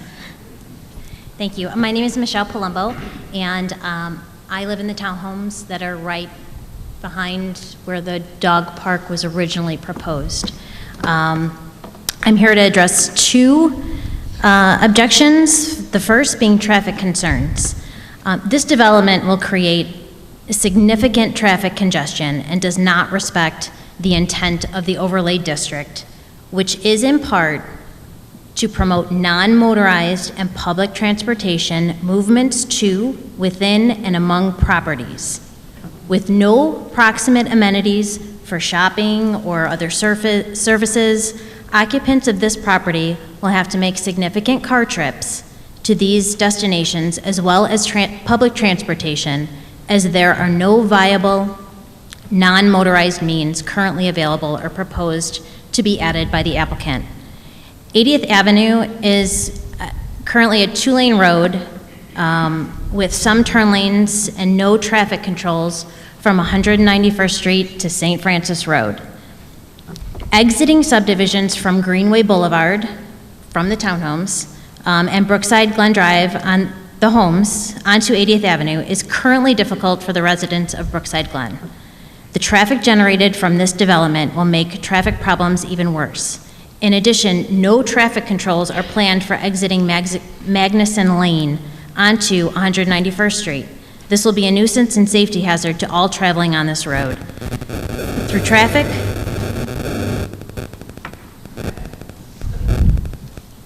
Through traffic for 144 units, as well as the entrance exit to the proposed structure being located within several feet of the existing townhomes, is considered unsafe for the current residents. In addition, construction traffic entering through Greenway Boulevard is considered a nuisance and safety hazard to the current residents. Furthermore, we believe the city-approved widening of 80th Avenue between 183rd and 191st Street to 4 lanes, which will cause a bottleneck of traffic immediately south of 191st Street, not to mention all around the area, trying to get to our subdivision. With the addition of 144 living units in the catchment area, traffic will substantially increase. Therefore, we believe the proposed development does not provide ingress and egress so designed as to minimize traffic congestion to the public streets. We believe the increased traffic is not in compliance with zoning ordinance 7C1F, which states, "The street system serving the planned unit development is adequate to carry the traffic that will be imposed upon the streets by the proposed development, and that the streets and driveways on the site of the planned unit development will be adequate to serve the residents or occupants of the proposed development. For these reasons, we ask you deny this request. Thank you. The second objection is the trust with the developer. The developer on several occasions has acted in a manner that has soured the trust of this commission and the community as a whole. The Tracy Cross report was promised to this commission and then delivered in part and then was late, exceeding the expectation of this commission twice. Additionally, we as a community, along with this commission, had several other requests of this project that have not been delivered. We asked for samples of the brick, we asked for samples of the ventilation, we asked for example residential uses of these prefabricated construction materials, to name a few. We did get some of them tonight. To our knowledge, there were many other requests that just have gone unanswered. The trust of this community and the developer are paramount to the success of this project, of a project this scale. For these reasons, we ask you to deny this request. Thank you very much.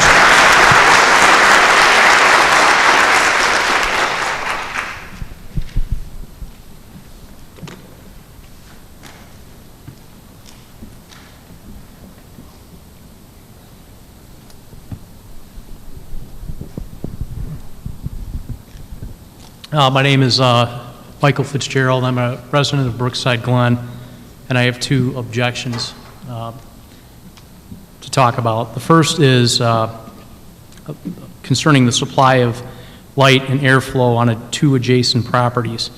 Under zoning ordinance section 10, administration and enforcement, section G, variations, I think it's paragraph 4, standards for variations. Item D6 states, the proposed variation will not impair an adequate supply of light and air to an adjacent property. The properties adjacent to these proposed buildings will have a significant reduction of natural light. These proposed buildings are significantly larger than the original plan for this space, nearly 4 times the size and significantly higher.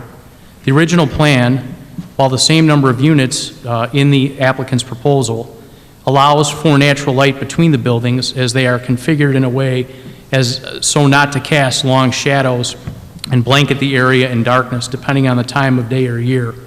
Combining the added height variance requested with 2 long structures as proposed will impair both the adequate supply of light and airflow to the adjacent properties.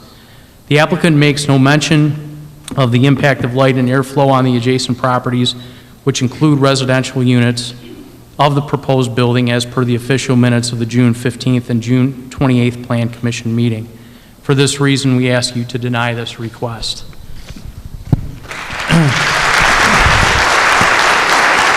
The second objection that I'm going to address is also from zoning ordinance section 10, administration and enforcement, section G, variations, paragraph 4, standards for variations. Item D3 states, the purpose of the variation is not based exclusively upon a desire to make more money out of the property. The applicant is admittedly doing just that. An example of this includes construction methodologies, the consolidation from 9 buildings to 2 structures. By doubling the height from the allowable zoning, you are substantially increasing the size of the building, which translates to more profits for the developer. This request for a variance will generate substantially more money for the developer and should not be granted exclusively upon a desire to make more money from the property. For this reason, we ask you to deny the request. Thanks, Mike.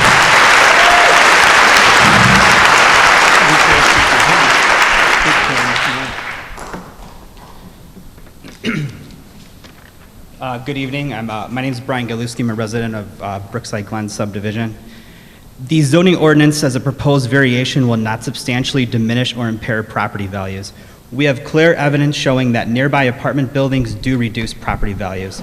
The supplement to the market report submitted by Tracy Cross on June 13th says there is no evidence to state property values are diminished by the proximity to quality rentals, but included within their analysis are 2 projects that clearly show reduced property values of homes near apartment developments. The other 2 examples should be disqualified for the following reasons. The report references Tapestry of Naperville and says properties near this apartment development at White Eagle are higher than the average for the entire city. White Eagle is a golf course community, so prices are going to be higher. And part of the golf course serves as a buffer between the apartments and the single-family homes. This is not a good comparison at all. The report also references the Enclave in Plainfield and shows property values surrounding the apartment complex are higher than the city average. And looking at an aerial photo, the Enclave looks to be well isolated from single-family homes, only has access on 127th Street, and looks to be low-rise, two-story apartments. We would love two-story, low-rise buildings on this site. This is much different than what is being proposed here because it will have an access point by the homes in Brookside Glen, and the proposed buildings are significantly taller. These two are not representative examples and should not be considered for this analysis. This leaves us with two other projects from the Tracy Cross Supplement, Mill Creek in Geneva and Grand Preserve in Naperville. The analysis of these two projects clearly shows the value of single-family homes near the apartment developments are less than all single-family homes in the community. For example, Tracy Cross analysis shows property values from 2015 to May 2017 of $333,967 near the apartment development at Mill Creek, while the overall city average was higher at $360,914. Your analysis is showing a property values are 7.5% less near apartment developments. While your data supports our case, the property values near apartment developments are diminished and impaired. We did our own analysis. We looked at apartment developments in Tinley Park, including Brementown Apartments and residents at 159th in Tinley Park. We looked at single-family sales directly surrounding these developments and came up with the following data when the source is Midwest Real Estate Data, LLC. The average sales price for single-family homes in Tinley Park is $246,763. In the area surrounding Brementown Apartments, the average sales price is $200,237, or 18.9% lower than the community average. In the area surrounding the residents at 159 Tinley Park, the average sales price is $203,472, or 17.5% lower than the community average. Based on the data provided by Tracy Cross and our analysis, property values can potentially be reduced by 7.5% to 18.9%. by being located near a multifamily development. Assuming a 10% reduction in value on a home valued at $350,000, a homeowner can lose potentially $35,000 in the value of their home. Our home is the biggest investment, and many of us may fall into negative equity position if we lose 10% on the value of our home. We all know that putting a 70-foot tall building that is almost 3 times the size of our homes will impact the value and quiet enjoyment of our property. And your addendum that was issued supports the fact, as well as our data, that homes near apartment buildings will be lowered due to the proximity of the large apartment buildings. For this reason, we ask you to deny this request. Thank you.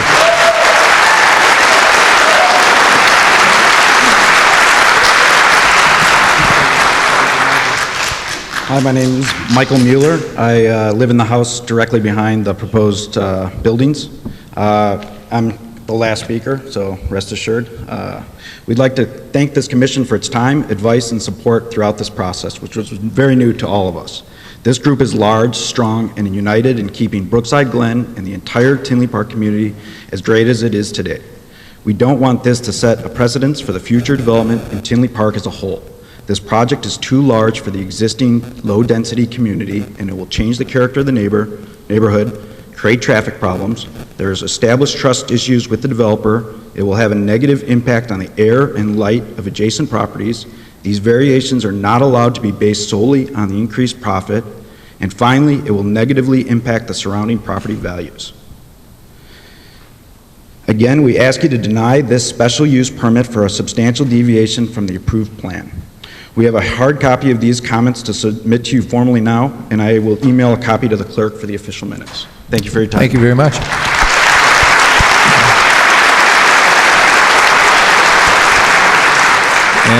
And I would like to thank personally the people who have stepped up. You did a nice job organizing yourself without repeating, stepping on each other. You had really efficient use of the time, and you got your points across very well. So thank you.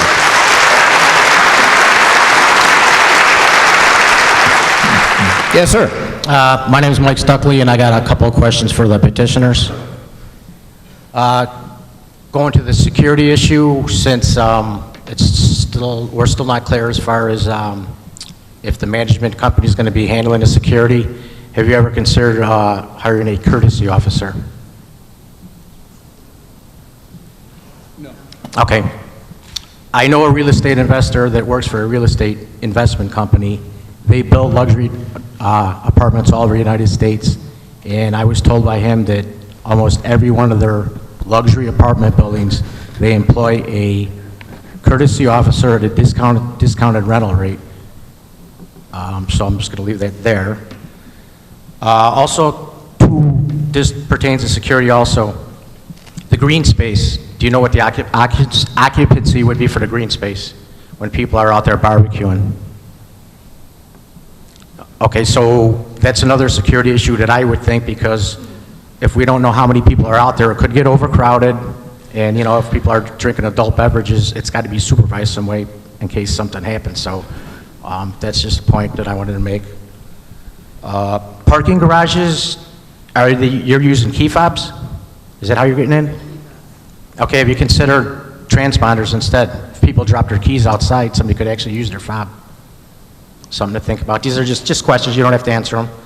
And I talked to a developer on the precasting, and he said that maybe about every 5 years that the precast has to be painted. This is the bed of brick, so you would not have to paint. Okay, that's all. It's a newer type. Okay, thanks, that's all I had. Thank you, sir.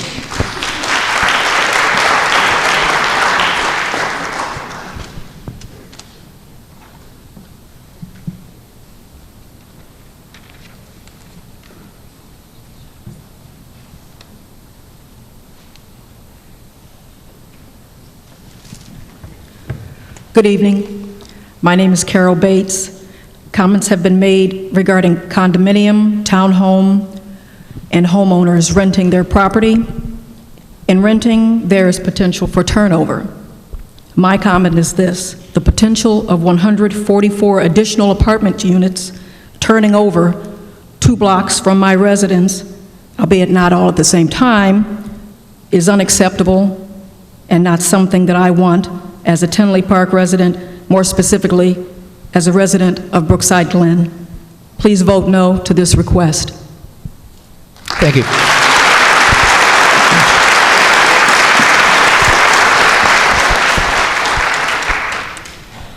Good evening. My name is Deborah Hunter. I'm president of HSR Property Services. We're located about probably not even a half mile east of the proposed development on 191st Street. I have about 40 years experience in multifamily housing, both from development to property management. We currently manage about 4,700 units in the Chicago and southwest suburb area. We also manage Brookside east of Tinley Park. We manage Brookside Glen Townhomes, Phase 1 and 2. I've also been retained from time to time as an expert witness in property management down at the Daly Center. I have an issue with the market feasibility study, and the gentleman here brought up a number of the points that I also was concerned with. Unlike Tracy Cross, I am licensed. I am a managing broker in Illinois. There are a number of firms. Illinois has a licensed appraiser license, and they specialize in multifamily housing. I was very concerned about the comps. First off, you have to throw out everything in Tinley Park. Nothing there pertains to this type of luxury housing. So you're left with the 2 developments in Orland Park. I don't know, I would encourage you to drive through there. I drove through there about 2 weeks ago, and I was ready to move there. I might move there if this development gets made. You are within walking distance of Metra. The new Mariano's, there's a 300,000 square foot retail facility. There's banks, there's 108,000 square foot state-of-the-art University of Chicago medical facilities. They just opened up a CVS pharmacy. The development closest to Metro, the 9750 on the park, They also have a first floor that's commercial space, so you've got Starbucks, all type of commercial space that is best suited for millennials. I have 2 millennials that live with me. They're saving their money living with me, so when they move out, they're going to be buying a house. They're not going to be spending $2,000 a month on rent.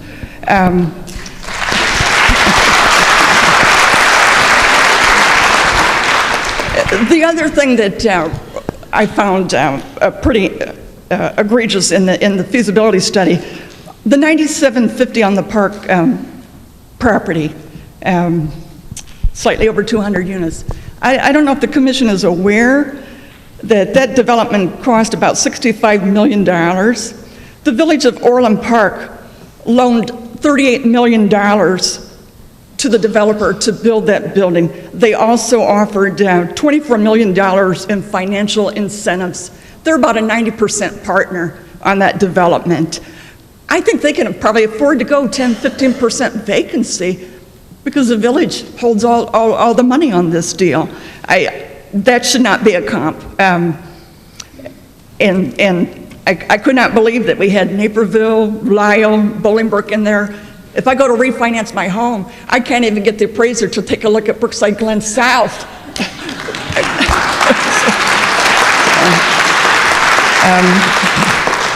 I did see in the Tinley Park zoning ordinance on page 9 and carries over to page 10, in quotes, no planned unit development shall be authorized by the village board unless the following standards and criteria are met. And it's under number C, paragraph. The uses permitted in the development are necessary or desirable, and that the need for such uses has been clearly demonstrated. It's my professional opinion that this feasibility study does not support. I didn't mention I'm also a single-family homeowner in Brookside Glen. I've lived there for 15 years. I know the community there. Once you drive through the development in Orland Park, take a drive through there. You know what they have within walking distance? They have a gun range across the street. They have the pet shelter. That's kind of nice for some people, immediately next to them. And then you go further west into Mokina, and you've got this obsolete, rundown industrial space that is just a blight on that street. I don't know why any millennial making $60,000 to $90,000 a year would move there. It's my professional opinion that area could probably support 60 or 70 units of rental apartments that were in the 900 to possibly 1,200 a unit. But there's no way that it will not support 144 units of luxury housing at an average between 1,600, 2,400. It just won't. And just I'd like to close as a taxpayer, and I do have 110 employees, so I pay a lot of taxes. You know, the village of Tinley Park has had some very costly errors over this last couple of years with a developer and a suit with HUD. Our Linkaway School District, we've lost millions. And the state of Illinois, they're ready to downgrade to junk bonds. We need you to listen to us, the taxpayers. Thank you. Thank you.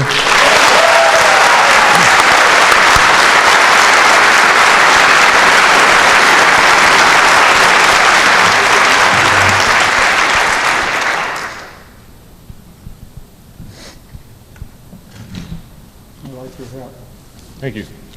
How you guys doing? My name's Gerard Stazak. I live on Dunmore, basically right behind this proposal. I just wanted to throw this out there. I'm a realtor. I've been doing it for about 15 years.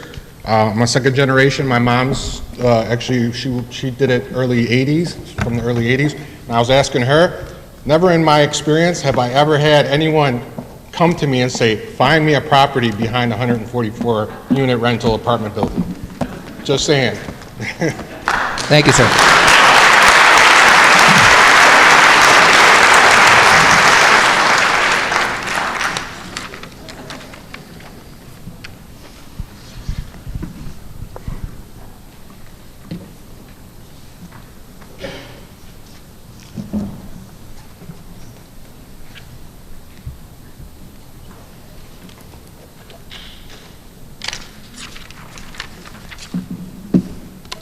Well, for the third time I'm up here, I'm Michael Stocklos, Vice Welcome President. back. Thank you. It's been a long wait, but thanks for the added time. Vice President of the Townhouse Association in Brookside Glen. I have one question for Mr. Cross. You stated that you personally or your company goes directly out to the properties when you go out and make these market studies, right? Yeah. How far is the train station from the property? 3.5 miles. Why is it in your report it says 1.3 miles? How far is that? I drove from my townhouse to the train station. It is 2.1 miles.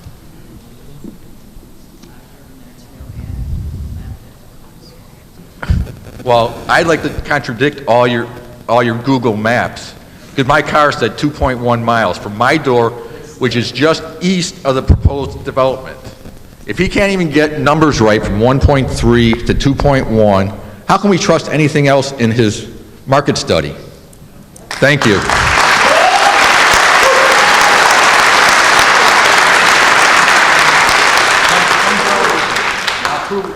Hi, this is kind of a side note, but I want to say this. It's an observation that I think the Tinley Park residents should all be made aware of. A few weeks ago, several members of the Planning Commission received letters from the mayor telling them that their services were no longer needed as the village board was going a different direction with the commission structure.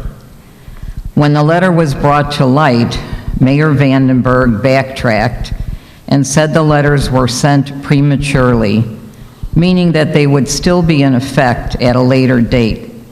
They were not retracted, but delayed. Does this mean that beside the mayor having all his people on the village board, he will handpick his people for the planning commission and put through all his plans for the next 4 years? I sure hope not. I would like to take this time to acknowledge and thank the members of the Planning Commission for the wonderful job that they have done, as I am not sure who will be here next month. Thank you.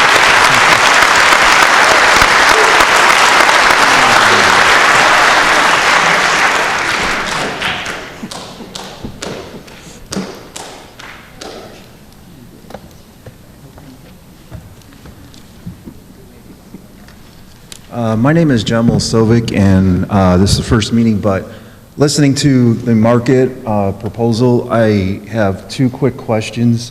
One is that you mentioned the survey goes back about 5 years in some of your statistics, and that was one of the commissioner's questions, I believe, that stated 5 years in some of the statistics. The question that I have is, in the last 5 years, Tinley has changed, this area has changed dramatically. We've lost Lincoln Way North. Lincoln Way North has had a huge impact on this area. We have a lot of homes and a lot of families moving out because of overcrowded in Lincoln Way East. You're proposing to bring in 144 units that you're going to say are going to fill up quickly. If you look at the market, why wasn't Lincoln Way North mentioned in here? Why wasn't there any study on the impact of Lincoln Way North in the last year and a half? That's a huge impact on this community, and we're feeling it. Housing market is dropping. Nothing has been said about Lincoln Way North, no studies on this. And I just feel that that's a huge impact. Why hasn't it been done? That's a question I'm looking for. And I think that is a huge impact and should be considered. Thank you. Thank you.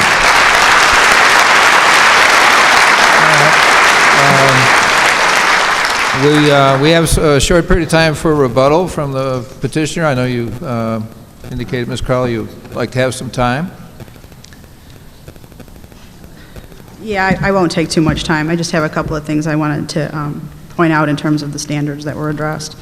And then I'll just sort of do a quick summary. But just to be clear, when we brought this project to the Village of Tinley initially, we came in with 8 buildings, and through work with staff, we ended up where we're at it too. We think it's a better product because of the work that staff and our team put in. So I just want to be clear that we were very close to what the initial approval was. The 144 units is entitled to the property, not to the developer, to the property. And rental is not a question. There's rental everywhere. There's rental in the townhouses adjacent. There's rental across in Brookside East. We know each building has rental units over there and in Brookside Place. So none of those are questions. In terms of some of the other things that came up, traffic and all of that was accounted for when this site was approved. And actually, when we were looking back, Mr. Matuszek was on the board when it was approved initially in the 1990s. But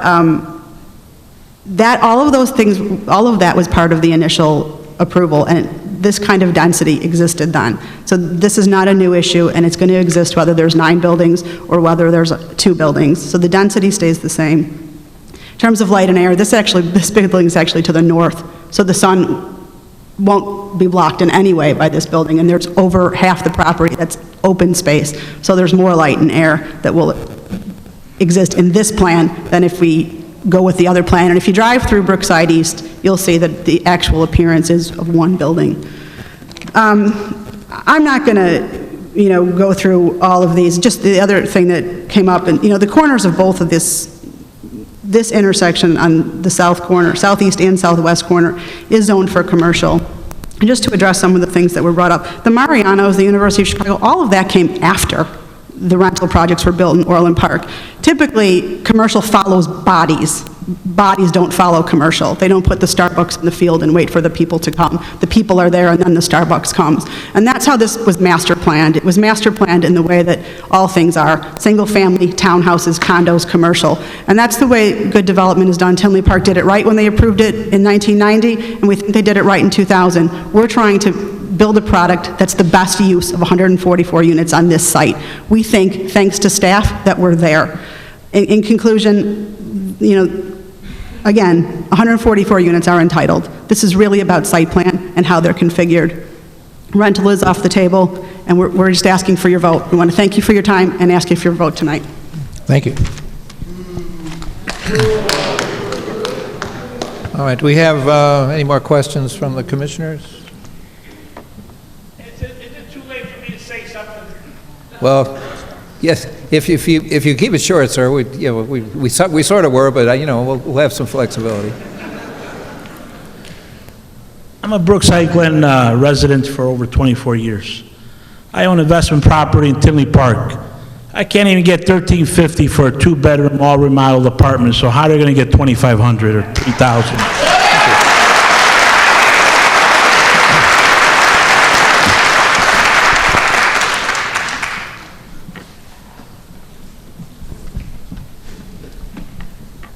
All right, at this time, I think it would be appropriate to entertain a motion to close the public hearing. So moved. Been moved by Commissioner Croner. Is there a second? Second. Second by Commissioner Moylan. All those in favor of closing the hearing signify by saying aye. Aye. Any opposed? Motion carries. And I think you do have some proposed findings of fact in your packets here.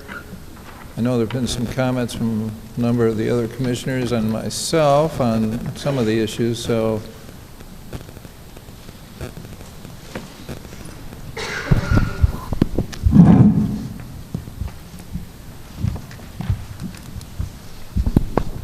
I think if we're looking at the packet, it's on, let me see if I can get to page 21, I think we start.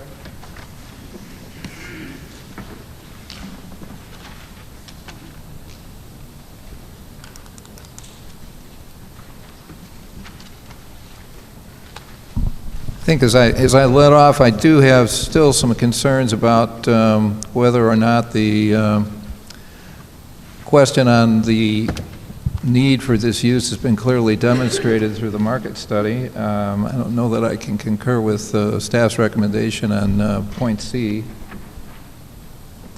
But if I could just give you a reminder, Mr. Chairman, those proposed findings you have in your packet, you're not bound to follow those, and staff's just putting together the facts, and that's what they do. I think at this point, you've heard a lot of evidence. We've been at it now for 5-6 hours on this project alone. You've heard a lot of evidence. You know the standards. Many of them were repeated tonight. It's now your decision if you feel they've been met I won't go through them all. If you feel they have, I think it'd be appropriate to, remember, you're making a recommendation to the full board. That's what you're doing here, so, unless you guys have other questions or want to discuss it further, I think you're ripe for a motion. So you can either make a motion to recommend the approval of the substantial deviation in site plan to the board, second, vote on that, or make a motion not to recommend approval of this site plan deviation to the full board.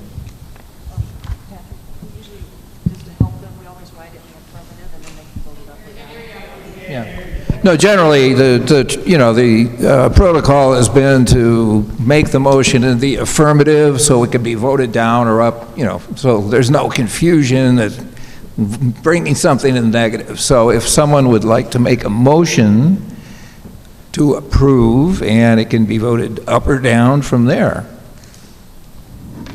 Or, if there's no one who wants to do that, we'll take I just wanted to explain, that's how we always write it. It doesn't mean that when you make a motion in the affirmative that you're for it or against it. It's just the protocol we've done on all of our motions, just to be consistent. But we can also make a negative motion. Can we make I'd like to make a negative motion to send a message, clear message to the village board of our feelings and also the residents here today, and make sure that all of our intentions are known.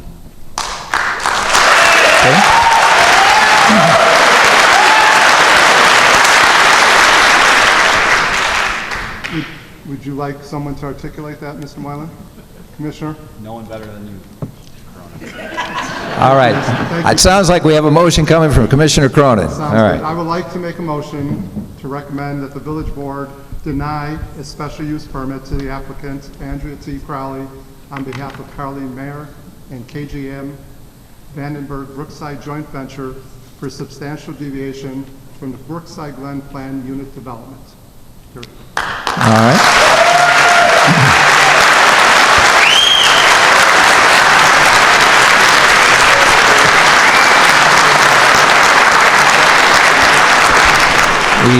It's been moved to recommend denial of the special use permit and site plan. If second. Here a second, Commissioner Moylan.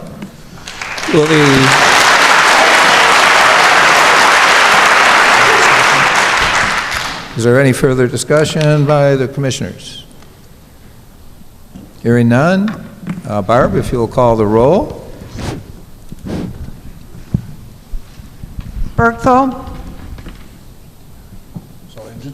Just to be clear, say motion to recommend denial. So if you vote yes, you are recommending denial to the village board, so there's no confusion.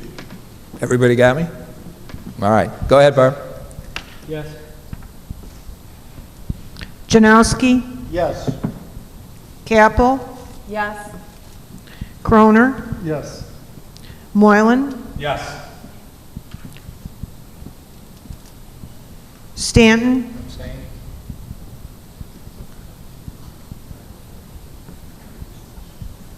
Matuszek? Yes. Motion carries.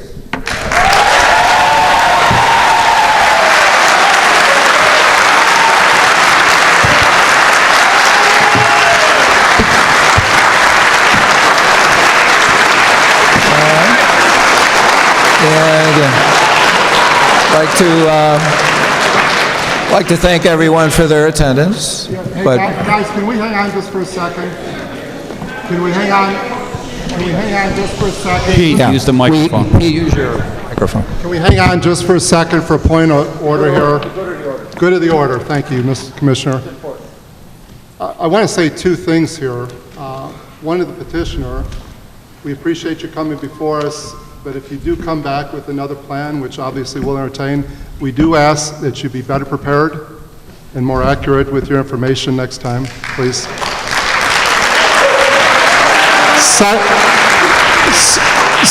Secondly, folks, I want to say I've been involved with the Planning Commission for a year and a half, and I've learned that this commission, we're going to lose 1, 2, 3, 4, 5 members here after this meeting.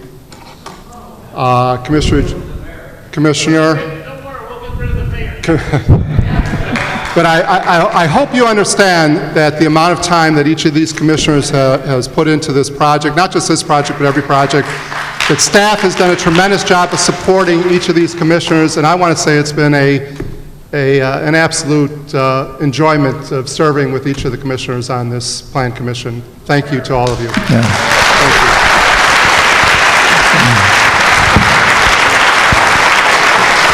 No, I want to concur in that, Pete. I've served on a lot of commissions over the last 35 years, and I'd say this is probably some of the finest group of people I've had the privilege to serve with. And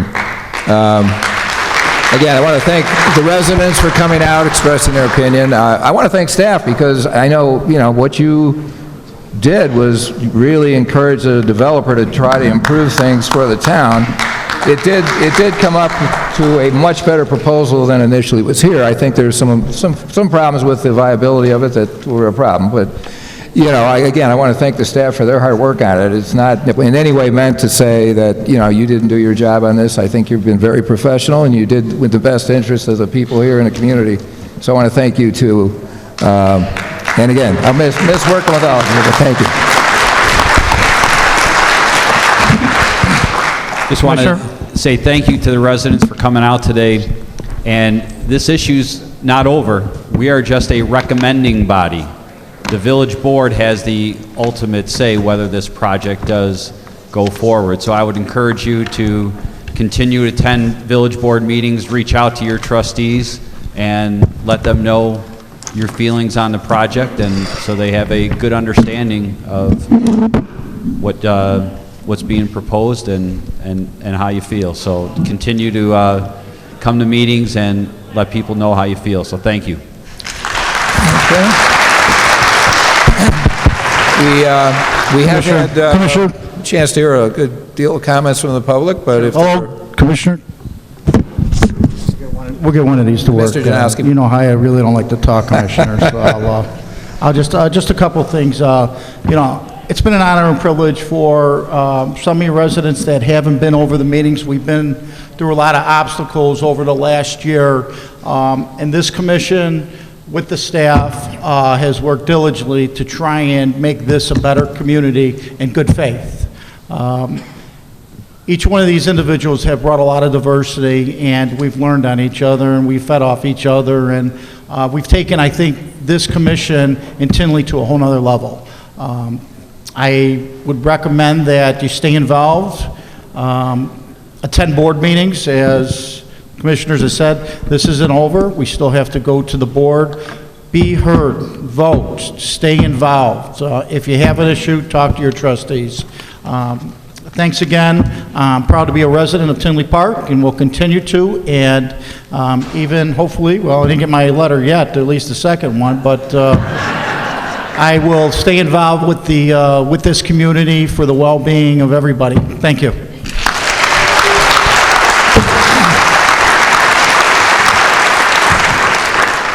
So we still have one comment from the public.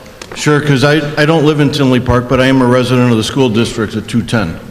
They are on the watch list at the lowest level in the state. They get a 2 out of a 4, and they're the bottom 10%, unfortunately. Any additional housing that would impact that is a big deal for the taxpayers in Lincoln Way. And I thank you for that, even though I'm not a resident, for looking out for that. And to your point about asking the petitioner to come back when he's well prepared, it would have been nice if they were in the room, but they were already out the door, so they had no respect for this group or anyone here at this point. So I'm glad you told them that, but too bad it fell on deaf ears. All right. Thank you, sir. I'm back. Coming back for seconds? I'm back for seconds, guys. I want to let you know that all you guys here are the people that we should keep in here. Keep in office. And let's get rid of the garbage that we got existing. All right? And we got to stay together and vote, like you said. All right. At this time, it'd be appropriate for a motion to adjourn.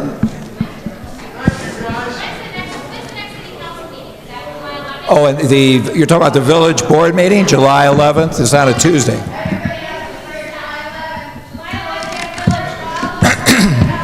All right. Is there a motion to adjourn? Been moved by Commissioner Janowski to adjourn. Is there a second? Second. Second by Commissioner Moylan. All those in favor signify by saying aye. Aye. Any opposed? Motion carries. Thank you very much, ladies and gentlemen.